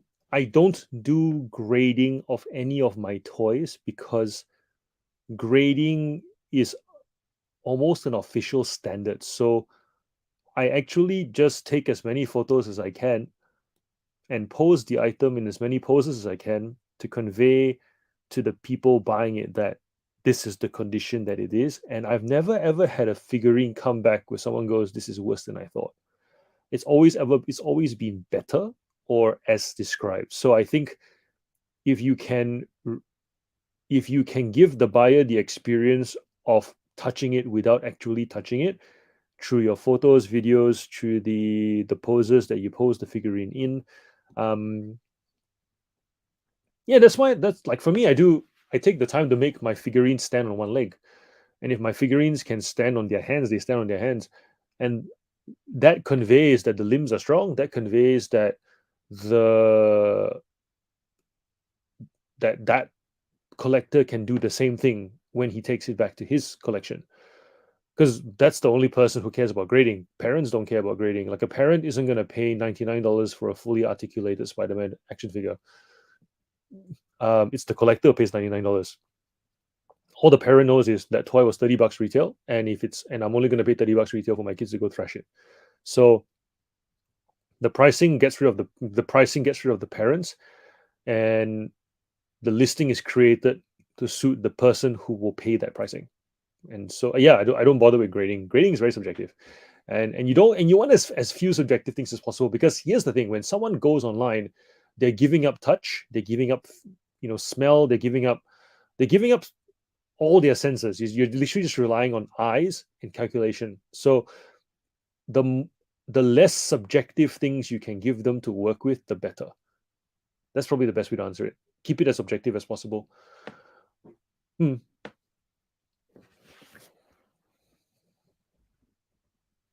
eBay doesn't actually need you to put the specific in, because I don't put the specific in at all. They only ask for 5 specifics minimum. That's what they told us at eBay all years.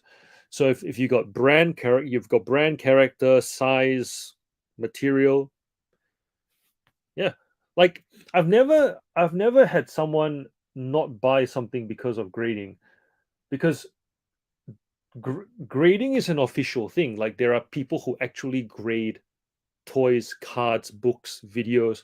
So to try and grade something, like even with comic books, I never bothered with grading. I just took good photos and let the person buying it judge whether the thing that they. Okay, here's the thing. Here's the thing. So with comic books, right? I sold 2,000 comic books.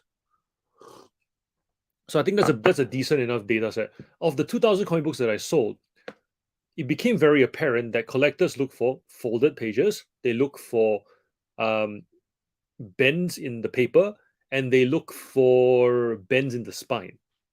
Because really, when you think about how a book can be ruined, it scrapes on various things, so the pages can flop and bend and tear. They look at if you take a photo straight on, you can tell by the curve of the comic book whether the book's been opened before or not. So essentially, if the photo takes flat, they without any bends on the spine, because a book can also be folded, like this way. If you stuff it into a bag, you'll fold, and then you'll get these things. You get these like spine creases, right? So if a book has no spine creases, the photo of the cover presents as flat with no reflections, which means the book has probably never been read, and there are no faults on the page. I don't need to call it mint. It is mint as it presents. So I think that's kind of what we're aiming for. We do our best to present an item, and then the burden of proof goes onto the buyer. So when the buyer buys it, they are not complaining about it because we didn't offer a grade. I see some people try for a grade and then they get hammered for the grade, because the fact is grading is subjective, whether we like it or not. Even if you pay a grader to grade something, they're gonna pick faults at it, and it's a subjective thing. But if a collector buys an item and they look at it and they go, I thought my judgment of this was accurate, but it's not. They're now reflecting on their visual grading prowess given the listing that they see. So then the next time they buy an item, they are reviewing how they grade the item based on what they see. The fault doesn't lie with me, because I've never claimed anything, but I've priced it according to what I see as well. So if what I see I price, and what they see they buy, it all matches up, I get a repeat buyer. Grading doesn't have to factor into that whole equation at all. I Yeah, so I don't. It's not a mandatory item specific, and you don't have to put it in because you're not good enough to make that judgment call, unless you are. Most people aren't, and it's actually asking for trouble a lot of times because if you put if and here's the thing, right? The moment you put a grading system in a grading point in there, they will compare your listings with other listings of the similar grade, and then they'll say, "Well, I bought from this seller, and they said near mint was they said near mint, and it was, but yours is not." I've never seen the other person's book. How am I supposed to know? That's really, it doesn't give the buyer any more value, in my opinion. And if it's the kind of buyer that must have it within a certain grading point, they can go buy it from someone who has a grading system. And yeah, that's just my take on it. I think that makes sense, right? Like it's you want it to be easy for you and easy for them, and that's kind of my criteria. If it's easy for me and easy for them, I do it. If it, you know, like you give a buyer too many options, you're not really making their life easier either. You end up, what's the word? You end up overcomplicating things, and a buyer's and if you say something is worth considering, a buyer's going to consider it because they'll think that it's important to consider. But then in hindsight, if they go, huh, gee, that was a tedious process, then they won't shop with you again if they find an easier way to do it. You know what I mean?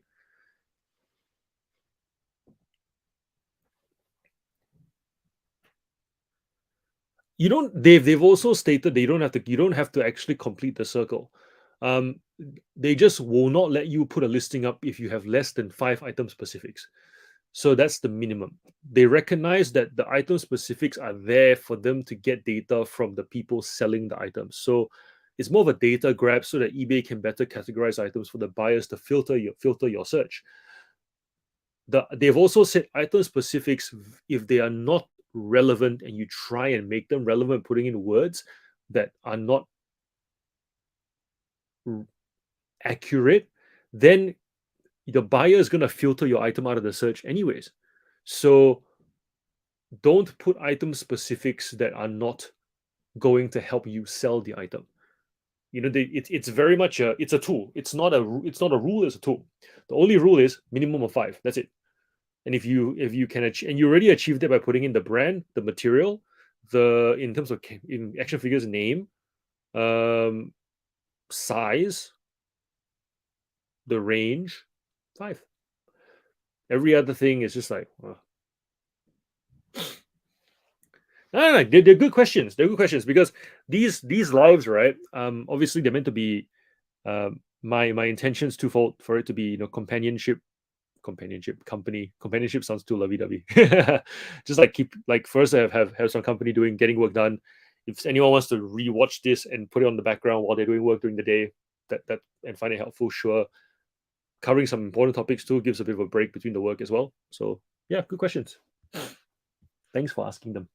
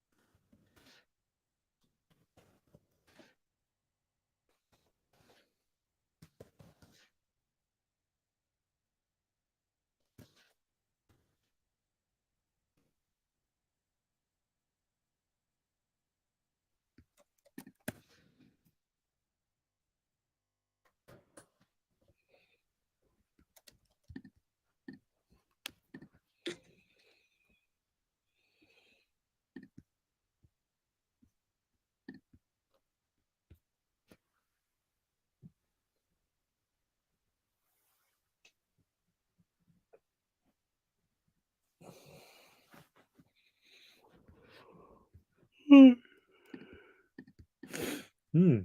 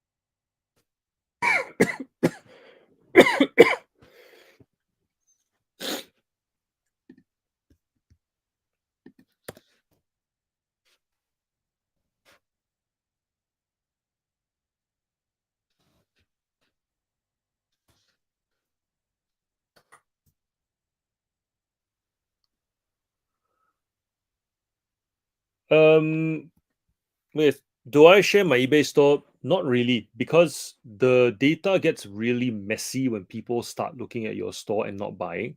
Um, so I'll talk about this in the promoted listings live on Tuesday. If you want to know whether promoted listings works or not, you want to know whether people coming to your store are actually buying.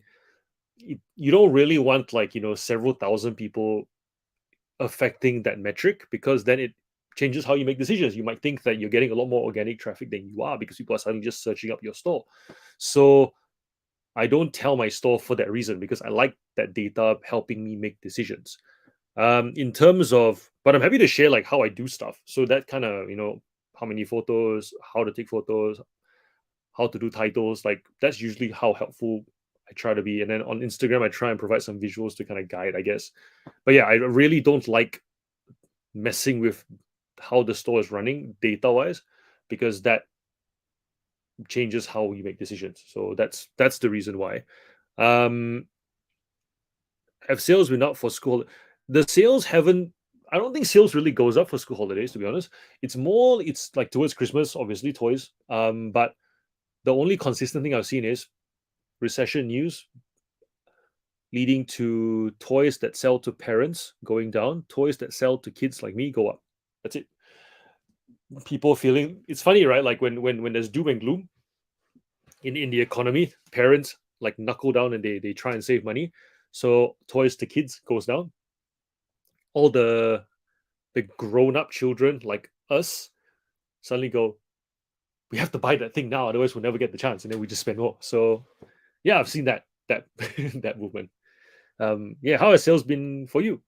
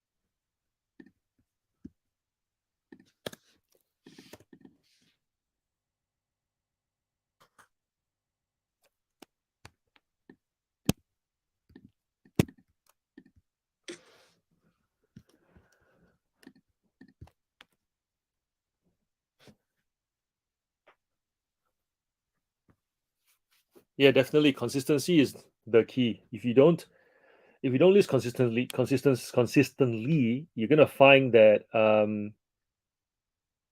it's quite disheartening doing eBay, because you because for the most part you're proving out a concept. I think that's it. Like, you're for the most part you're spending time selling and proving up a concept. So if you don't get sales, if you don't get feedback, it can be very frustrating to keep going. So yeah, definitely you want to consistently put in, and then hope that you're consistently getting out, and then that in turn kind of informs that this machine that you're building does work. Yeah.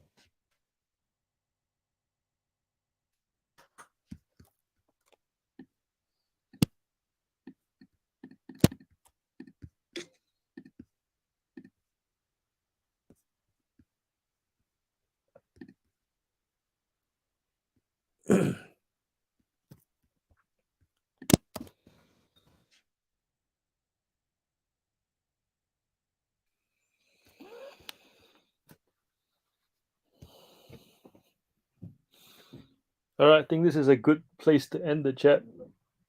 Can't sustain. I'm gonna fall asleep now. Got to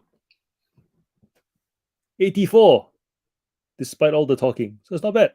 Quite happy with that. But yeah, I think next session I'll probably do more designated listing talking time, and then you guys can just talk in the chat, and I'll just chime in when I'm actually gonna chime in. That way, get more done. But yeah, good session. Thanks to everybody who came and participated, hung around, got some work done. We'll do this again. If I don't see you guys tomorrow, I'll see you guys on Tuesday for the pour your drink, have a chat. We'll talk about promoted listings. Have a great start to your week. Bye.